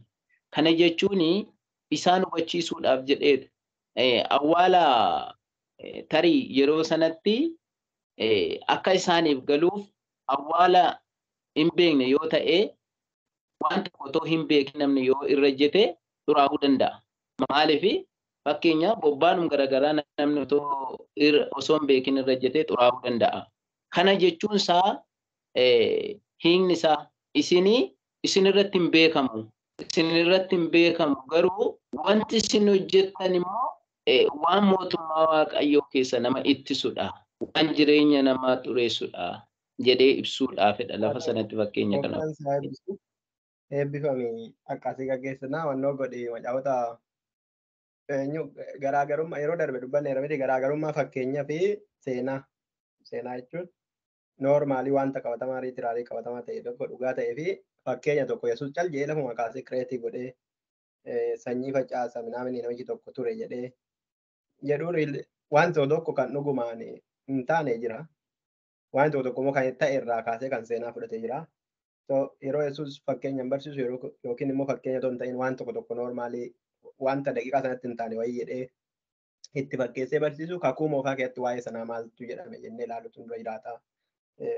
Gara ammatti deebina gaabbaarra bu'in beeku carraan isaa waciitii kana jarri dhuguma dhiquu kubbaayyaa dhuguma dhiquu awwaalli yoo dhuguma nama xureessaa kanaaf kan kana fakkaatanii jarri yoo dhuguma siraatii isaanii kafaluu isa jedhu kakuu moofaa keessatti achi dugda duuba deebinee waan tokko wanti nuti argannu jiraachuu waan danda'u isa kana laalaa gooftaan si yaabbisuu galgala gaarii qabaadhu.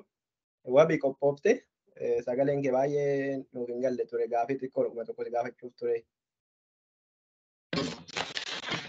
Yeesinaa eebbisu eebbifamaa. Wabii jirtaa?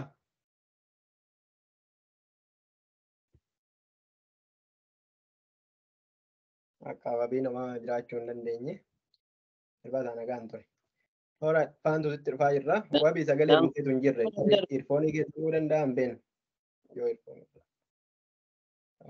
Edda irfoonii ofirraa baaftee sagalee keessumaan dhageenya. Alright, faantu jirta? Gaafii lakkoofsa sadaffaan kan keeti miti? Okay, isa kana irratti ibsa nuu kenni gaa qophoofteetta daqiiqaa tokko yookiin lamatti.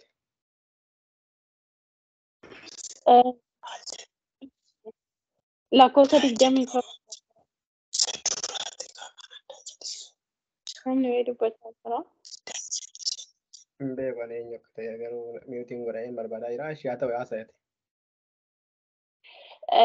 Yesuus otoo dubbachaatii jiru namoota turan keessaa dubartittiin tokko gara isaa dhuftee sagalee ishee ol kaastee gadaamessi si baatee fi harmi ati hoote haa gammadu jettee Yesuusitti dubbatte. Yesuus immoo kanarratti deebisee fi keessumaayyuu warri dubbii Waaqayyoo dhaga'anii fi raawwatan haa gammadan jedhee deebisee fi jechuudha.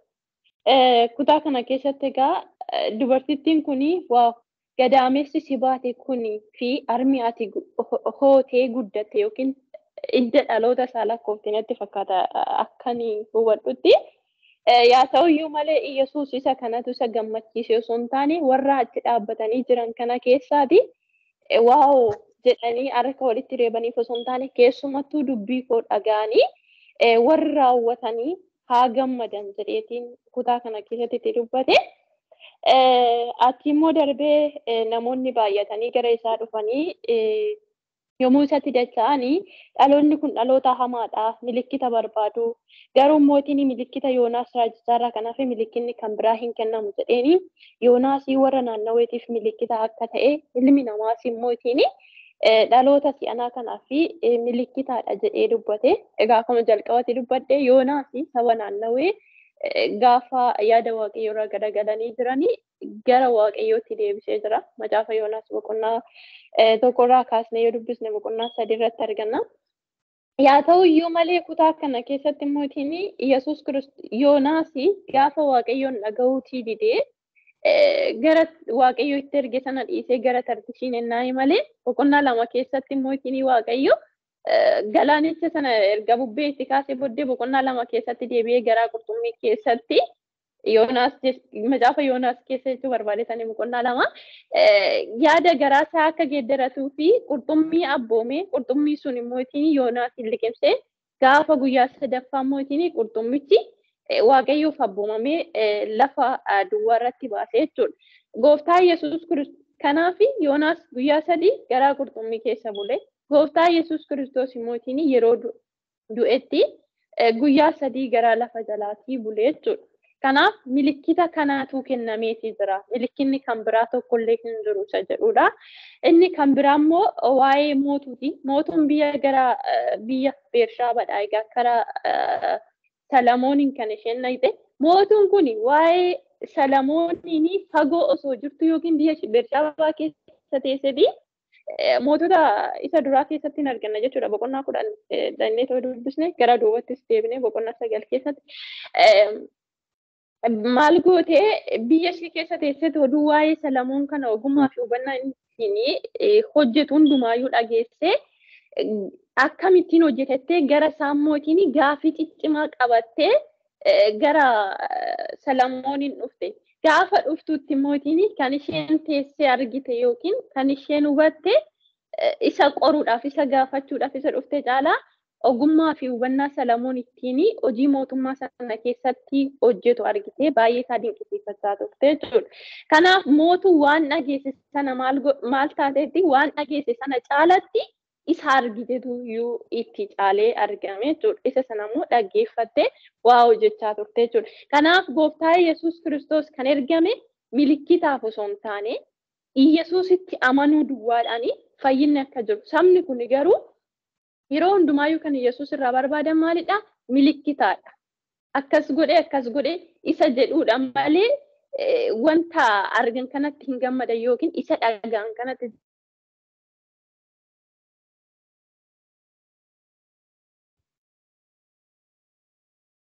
Okay, networkiin kun hawaasee ture. Kanaaf deebisee egaa Yesuus mootuun biyya fagoodhaa dhaggeeffachuudhaa fi dhufteetti. Amma garuu Salamoon irra kan caalu immoo isin gidduu jira.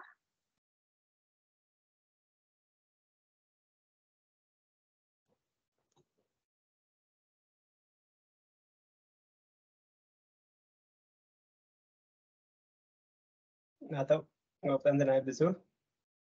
Eebbifamee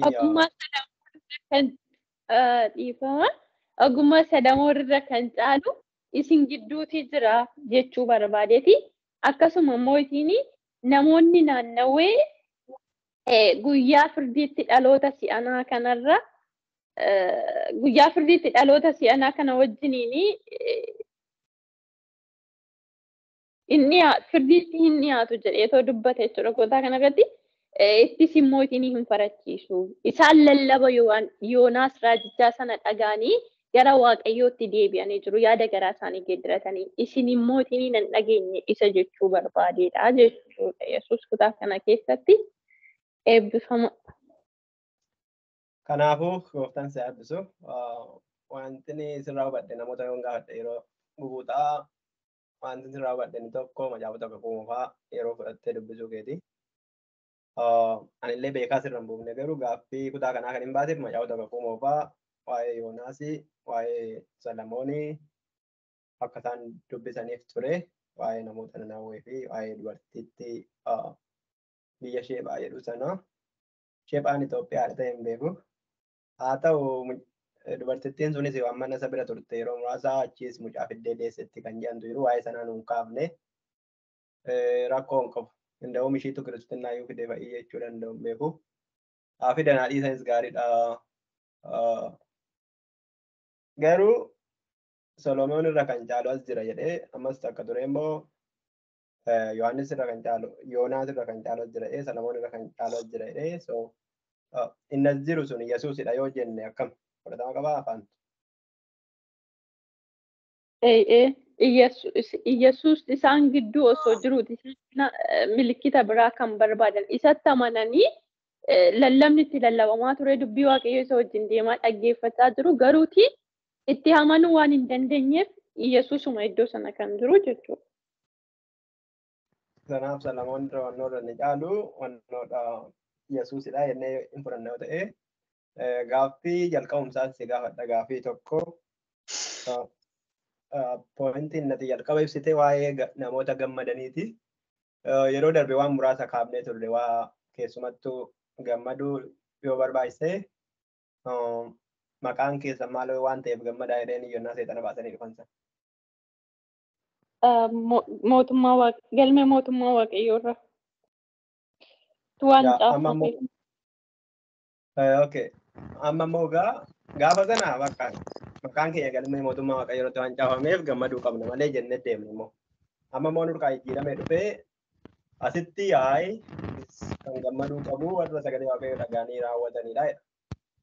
Wanti kun walitti bu'aa ammoo maamoo si'a lama ammoo gammanna. Isa tokko immoo galmee irratti waan barraa'eef galmannee amma immoo deebinee waan dubbisaa dhageenyee so jeneraali isaa walitti bu'amoo akkam goona kana lamaan akka walitti finna ta'e dhufe. Inni suni fi kun walitti hin bu'u iddoo sanatti hafuurota hamma waan baasanii fi dhufanii waaw maqaa keetiin kana goonee jirra jedhanii Yesuusitti waan himaniif yookiin hojii hojjetan tokkoo fi dhufanii Yesuusitti himan. Amma garuu hojii Yesuus hojjechaatii jiru kana waan argiteef dubartittiin kun gadaamessi si baatee fi armi hati hoote haa gammadu jettee totti dubbatte yeroo gabaabsuudhaa fi har'a baay'een qo'annu namootuma hidiyaasaa waan tokko akka argatanii fi iddootti gaafii namatti isaan illee yoo jiraate wanti gaafatu isaan agarru isammatti bu'uu barbaadde waan ta'eefan yaaduma keenya wannoo gochuu fan deemee wabii sagaleen kee dhaga'amas waa jedhe. Waa'ee gammachuu fi milikkita irratti ibsa kenneedha. Okay. All right. Thank you.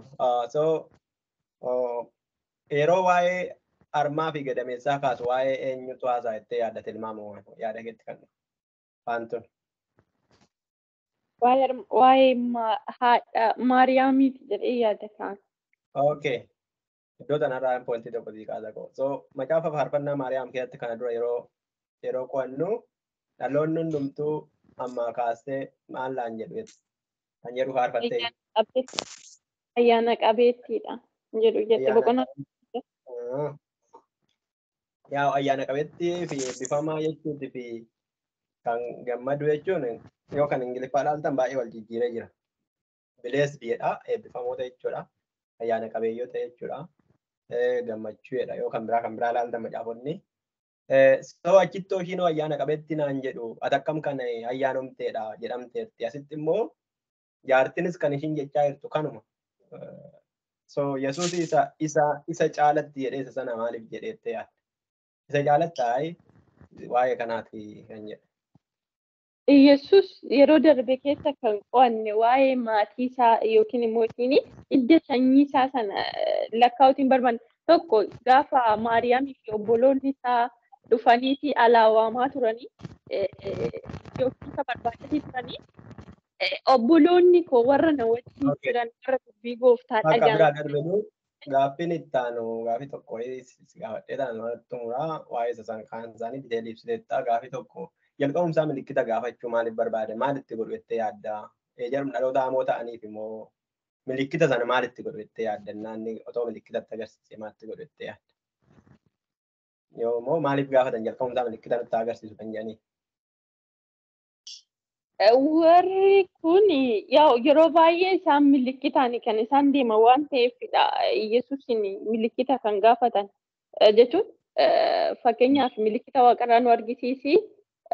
Maatiyos boqonnaa tokko keessumaa boqonnaa lama keessatti warri 9 sana yoo argine isaan milikkita waaqarraa urjoota lakkaa'u akkasuma maalidha? Yoon irraa fadheessuudha. Innaa isa kana waan baraniifidha kan isaan milikkita yeroo hundumaa deddeebisanii gaafatan jechuudha.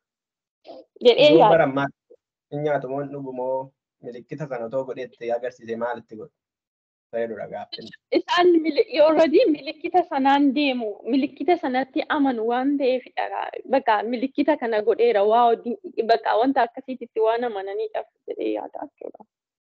Haa ta'u gooftaan isin haa eebbisu. Sababni isaa namni tokko otoo daandii deemu otoo deemaa jiru maqaan kee eenyuun isin jedhee ani ebeluudha yoo jettee okay akka ebeluu taate ID kee si gaafata miti?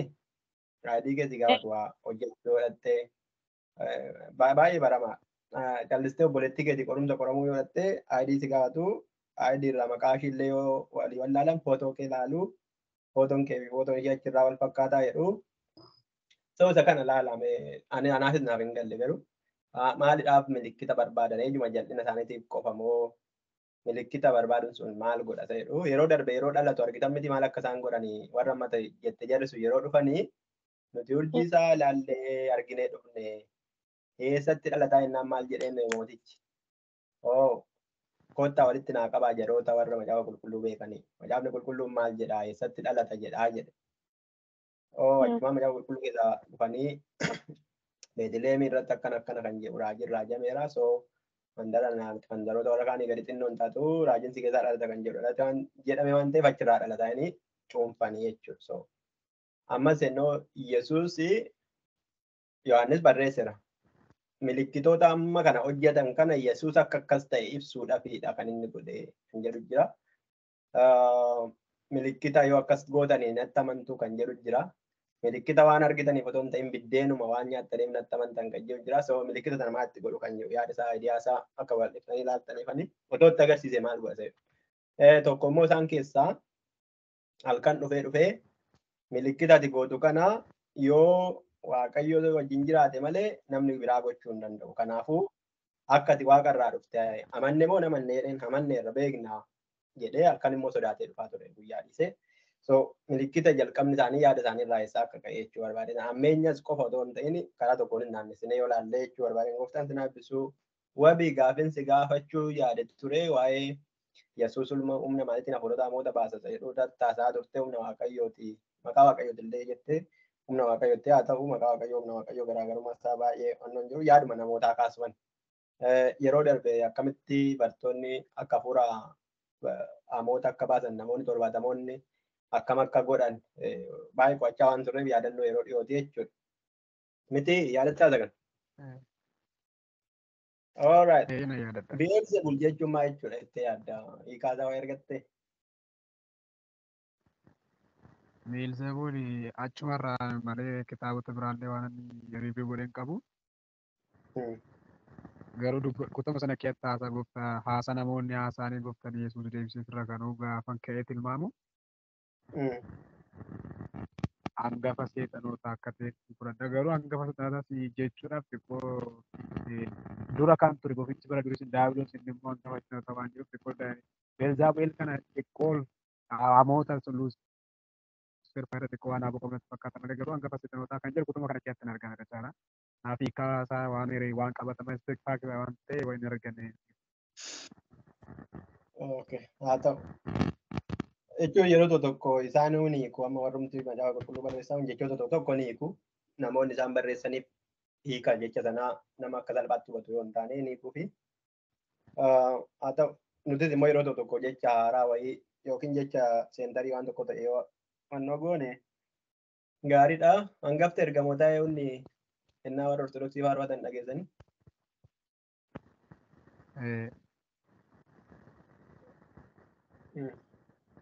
Saaxinaayil jedhamu.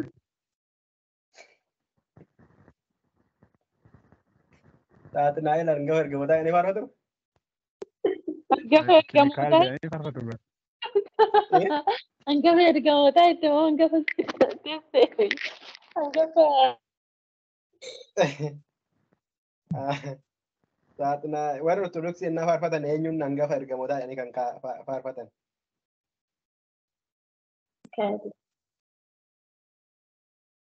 Bakka namni ortodoksii as keessa hin jiru wannaata jechuudha. Mikaa'el jedhanii faarfatu Mikaa'el. Okay, Mikaa'el. Garbeelinoo. Gabrieliin Maaramitti dubbachuudhaan faarfatu malee hangafummaa isaan ibsan. Haa ta'u.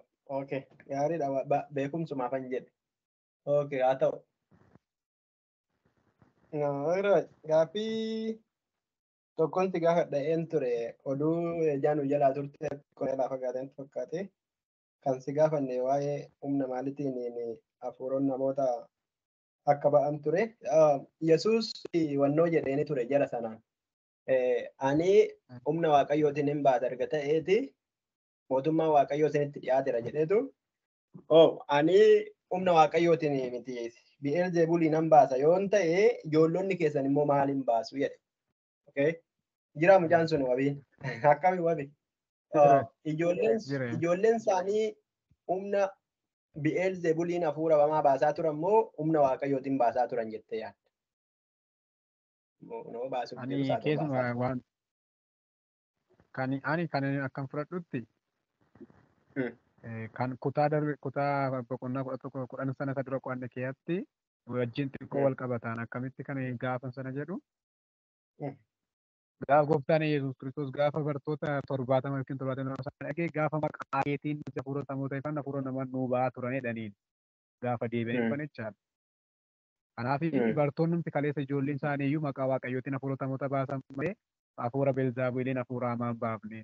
Kanaaf gooftaan Yesuus Kiristoos ijoollee nuti keessanii isinitti faraduu kan dubbateef akkasitti.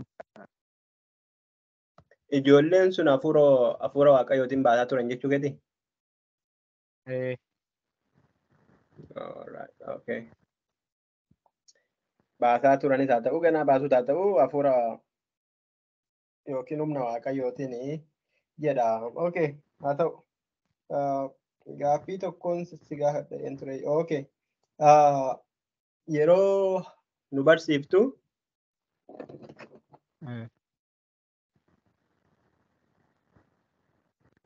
humna Bi'eelzebuuliin hafuura maan ba'uu hin danda'u jettee turte.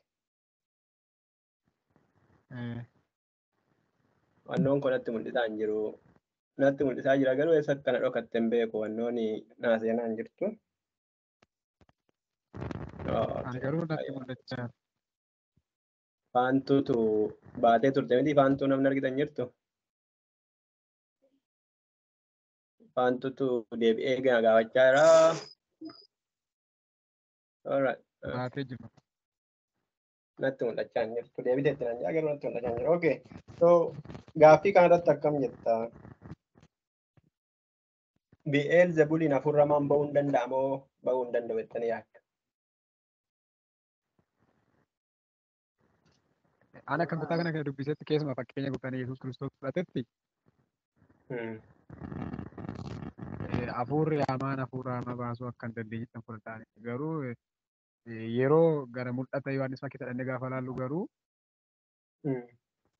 baasuu danda'aadheen tilmaamaanii dhibba keessaa dhibbaa itti amanummaa isaallee yoo qabaachuudhaa baatte bineensichi bara dhumaa sun inni ka'uudhaaf jedhu sun hafuurota baay'ee jawwichi guddaa galaana keessaa ba'e sun humna addaa iddoo lafa jalaatti argataadha. Sana jechuun bineensichi 666 yeroo hojjetu abiddayyuu samiirraa harcaasuu danda'a waan jedhuufi meebii baasuu danda'aadheen na yaada.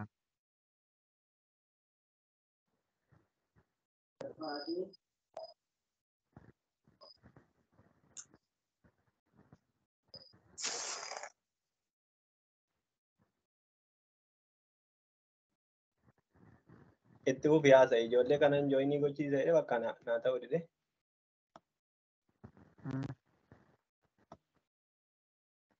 Natti mul'achaa jira garuu kan hin beekan.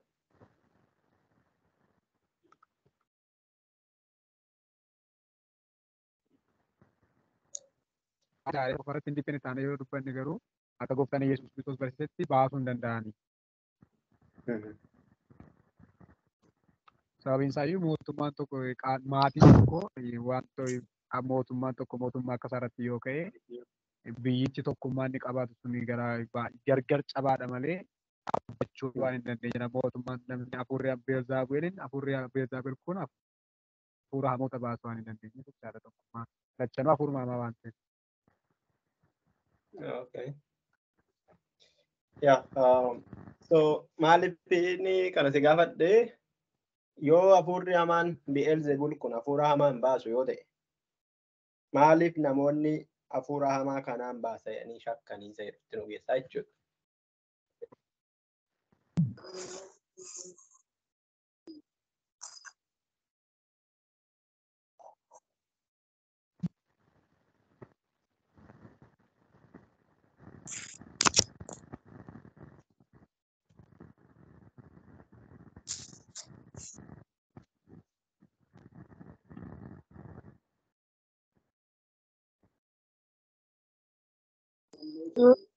Abdii.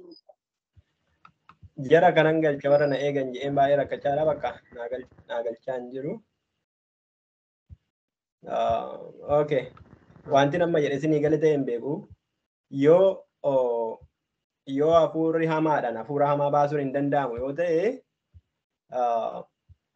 maalidhaaf namoonni kun hafuura hamaadhaan baasa Yesuus jedhanii shakkanii isa jedhu ture gaaffiin koo. Okay.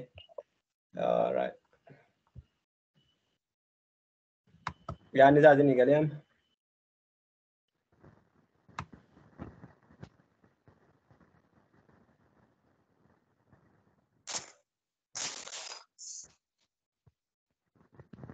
Kana malee wannoo dhafii miti yaadawee kanan si gaafadhee fi waan biraatiif miti. Ana naan hubadha. Anis sanan barbaada barachuu waan dhufeef waan hedduu sinirraa barachaa jira. Ammas.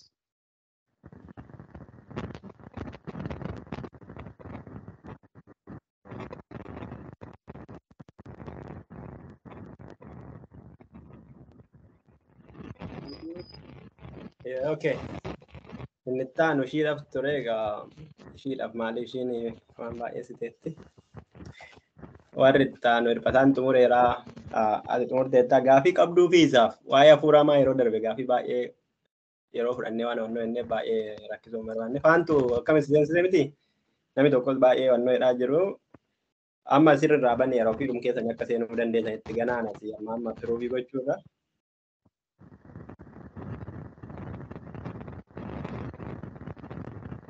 Yoo isin galchuu dide kaansilii gootanii deebistanii daganaa yoo bantan isin seensa. Okay. Waa'ee hafuura hamaa gaafachaadha turre wabii. Keessumatti hafuura hamaa akkamiisa jedhu hafuurri hamaan hangafa jedha. Bi'eelzebuliin hangafa yoo ta'e Bi'eelzebul jechuun maal jechuudha kan jedhu ture. Isa nuti hundumtuu asaanantii fudhannee ilaallaa. Bi'eelzebuliin hangafa yoo ta'e immoo hangafa sanaan seexanoota warra kaan baasuun danda'ama isa jedhudha. Lakki seexanni seexanan baasu yoo jenne immoo Yesuusii maaliif shakkan irree namoonni sun hangafa seexanaatiin baasanii maaliif shakkan isa jedhudha. Lafumaa kaasanii shakkan baasee jarri milikkita nu agarsiise kan jedhan lafaa kaasanii miti wanti lafaa ka'ee ta'umtuu hin jiru jechuudha. Kan biraa immoo waa'ee hafuurotaati. Hafuurota hamootanii kanan baasu humna waaqayyootiin yoo ta'e mootummaa waaqayyoo isinitti dhiyaateera jedhee. Okay. Mootummaa waaqayyoo isinitti dhiyaateera yoo nan hafuura hamaadha nan hafuura hamaa baasa ta'e jedhe. Ijoolleen keessan immoo maali'aan baasu jedhe. Ijoolleen keessan hafuura hamaadhaan hafuura hamaa baasu jechuu barbaadetti immoo ijoolleen keessan immoo hafuura waaqayyootiin hafuura waaqayyoo hamaa baasu jechuu barbaadetti isa irratti akkanatti gaafanne. So hirphataa faantuu fi wabii waan tokko gaafadheera. Wabiirraa namni gaaffii qabdan waa'ee kanaa ilaalchisee keessumatti waa'ee hafuura hamaa bahee deebi'uu isaa ilaalchisee waa'ee sanaan gaafanne waan ta'eef jechuudha.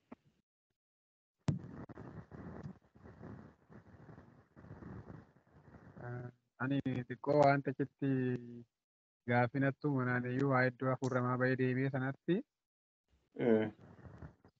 akka hubannaa hubadheen xiqqoo dubbadhe malee yeroo baay'ee keessumaa waldaa keessan agarsiisaa ta'u namoota baay'ee biran namoonni gaafa dubbatanii raafnii masaa qofa dubbataniitu malee keessa seenanii maaliif hafuurri hamaan namicha keessaa bahee akka deebi'e akkamitti immoo deebi'e wantoota sana dachaa dabalatee deebi'uusaa yeroo baay'ee xiyyeeffatanii dubbatu malee hafuurri hamaan namicha keessaa bahee maaliif deebi'e waan jedhu sana gaafa gaafonni sun ka'an namoonni baay'een akkasumatti raafnii isaa dubbatanii darbu malee luqqisichuma jechichuma qofa dubbatanii darbu malee hiikaasaa yeroo baay'ee hin dhaga'uun garuu ani kan xiqqoo kan naa'ife Jireenyi isaatii hafuurri hamaan keessaa ba'e hafuura hamaatu namicha keessaa ba'e malee jireenya namichaa kan geeddarametu natti mul'ata. Gaafa kutaa kana qo'adhu jechaadha. Kanaaf hafuurri hamaan keessaa ba'etu sun gaafa mana namichaa haramaa kana argatu gaafa keessaa ba'eera. Namichi sun immoo hin jijjiiramne waan ta'eef sa'aatii deebuu sanattis manuma haramee sana argatte hafuurota irra hammaatan kana caalaa immoo dachaa torba dabalatee dhufe jireenyi namichaa isa duraa caala hammaataa akka ta'e sana hubadhe garuu karaa biraa wanti ittiin naa ibsan isa nama hubadhe kana caalaa wanti diskees naa godhamtu jiraate kan jaalladha fudhachuudhaaf. Alright. Gooftaan si eebbisu. Amma iddoo isaatti gaaffii hin gaafanne faantu kitaaba dubbisaa irratti fakkaata. Iddoo isaatti gaaffii hin gaafanne gaaffii kan hin gaafanne nuti waan hin jennee fi gooftaan si eebbisu kun qo'annaa keenya dorgommii gaaffiif deebii kan marsaa 5ffaa calalli 2ffaa ture. Calalli 2ffaa namoota marsaa 3ffaatti darban ilaaleen irra deebi'ee isiniif ibsa. Akka kana ture ammaaf garuu gaaffii 1ffaa 2ffaa fi 3ffaa irratti gaaffii isaa yoo kaafne akka nama kaasetti wabiin yeroo qo'annu yaadni isaa nu badhata jechuudha. Gaaffii sammuu kana keessa kaawwannee gallee dubbifnee kitaabota kan kana fakkaatan dubbifnee iddoo garaagaraatti fidnee yaada keenya keessatti dhaggeeffannee yoo jennu nu badhata jechuudha. Amma kan inni jedhu seexanni tokko jalqaba nama keessaa ba'aa jedha. Okay, namicha sana keessaa ba'ee yeroo namicha sana keessaa ba'u manni sun haramee qulqullaa'ee jechuudha. Alright. Duraan xurii ture, duraan kotota wayii waa keessaa qabaa, so manicha haramee qulqullaa'eera. So seexanni sun namicha keessaa yeroo ba'u bakka tokkotti boqachuu barbaadetu lafa onaa keessa deemaa jedha. So namicha sana seexanni jalaa jaallatee fedhee miti waatu keessaa baasee jechuudha. Waatu keessaa baasee jechuudha. Garuu lafa onaa keessas bakka bishaan keessa hin jirre barbaada. Innis wannoo mataa isaatiiti gaafa hundumtu. Amma namoonni yeroo darbe wannoo inni miti waa'ee seexana baasuu keessatti yeroo seexanni dhaqanii booyyetti galanii lafatti naqanii maaloo wannootti nun ergini qiliilatti nun ergin jedhanii Yesuus yeroo kadhatan argine miti baay'ee waan akka haasofneef. Okay. Amma immoo seexannichi lafa onaarra deema. Namoonni yeroo seexana baasan namoonni baay'een dhageessan yoo ta'e deemi gara lafa onaa siif yaadame moo siif kaa'ame waan akkasitti ani baasu. Seenilleen baafne iyyuu namni takka baasee iyyuu nu gidduu hin jiru yoo hojjeta wangeelaa ta'e malee.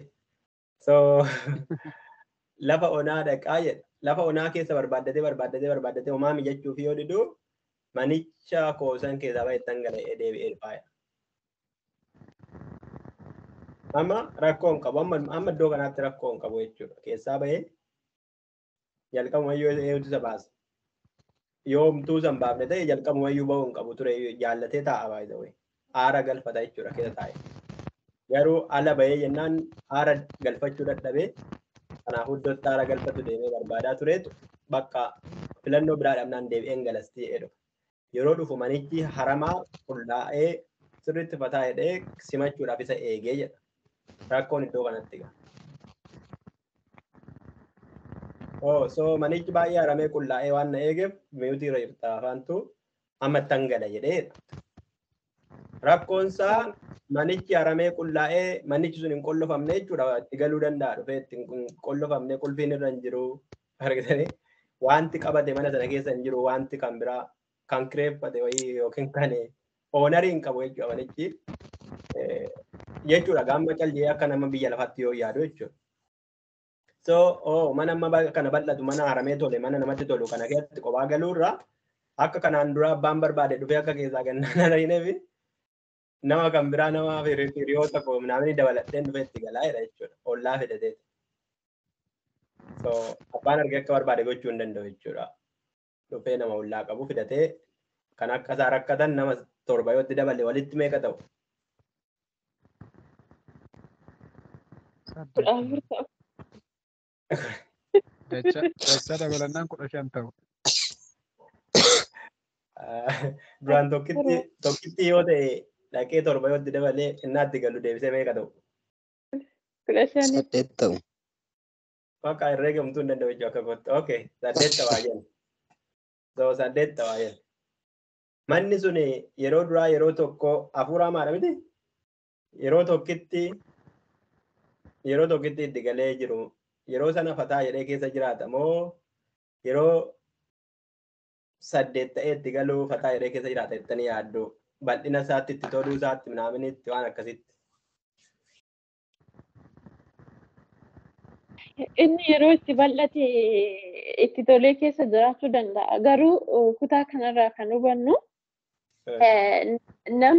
namni hafuurri hamaan keessaa ba'e kuni jireenya Iyesuus Kiristoos wajjin qabu cimsatee yeroo qabuttidha. Yookiin immoo biyya lafaa keessaa ba'ee gooftaa Iyesuus Kiristoositti amanee hafuurri hamaan suni keessaa ba'ee jira.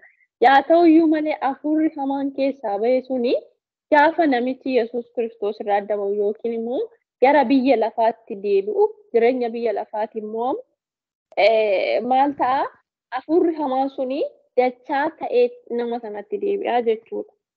Kanaaf jireenyi nama sana isa duraa caalaa mootiin itti hammaata jedhee dubbata. Kanaaf ragaa macaafa qulqulluu iddoo biraallee yoo dubbisne argachuu dandeenya. Fakkeenyaaf Phexros keessatti illee gaafa dubbisne Phexros lammaffaa boqonnaa 2 lakkoofsa 20 irraa yoo dubbistan isuma kanaan kan wal fakkaatu argannaa jechuudha.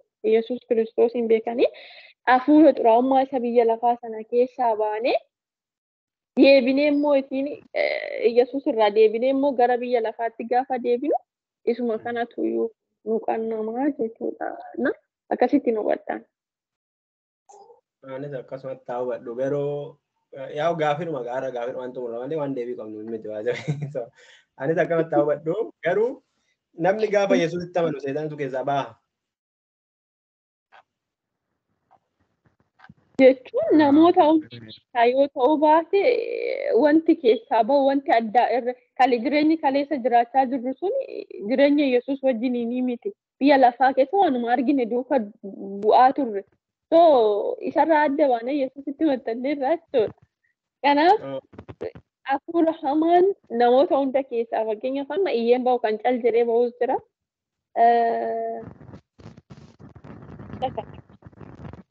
Ayyuu si ajajjee yaa ba'usi gaafiruma gaafachaan jira isatu gaafii kaasee waan ta'eef inni tokko immoo waan ati dubbatte irraan gaafii tokko kan inni namichi sun ennaa seexanni naanna'ee dhufu nama jennu gaa yaa mana jedhallee wacaafni manichi sun qophaa'ee eegeera. So kana jechuun nama Yesuus irraa kufeedha moo nama otoo Yesuus wajjin jiru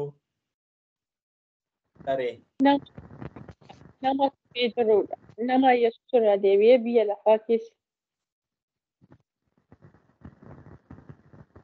Okay, akkasumatti qo'annaa piraaktikaali argitanii beektuu namoota akkasii piraaktikaali. Amma nama tokko amanee haa jennu yaa tarmii nuu galuun amanee haa jennu amanee seexanni mul'inatti haa ta'u dhoksaatti haa ta'u keessaa ba'us keessumaa taa'us yaa seexanni tokko qabaachuun homaa miti. Wannoo ta'ee ba'ees haa ta'u namichi sun otuma pheenxee ta'ee jiru jechuun reyaaliitii isaan isin jechaa jira yookiin otuma pheenxee ta'ee jiru otuma mana waaqayyoo ta'aa jiru yaa beekamaadha miti amma namni kufe jedhee yoo nutti himuu baate yookiin cubbuu nuti beeknu tokko hojjete yoo ta'uu baate maali an beektu kufuu isaase maalitti hin beekne kufuu isaa waan ittiin beeknu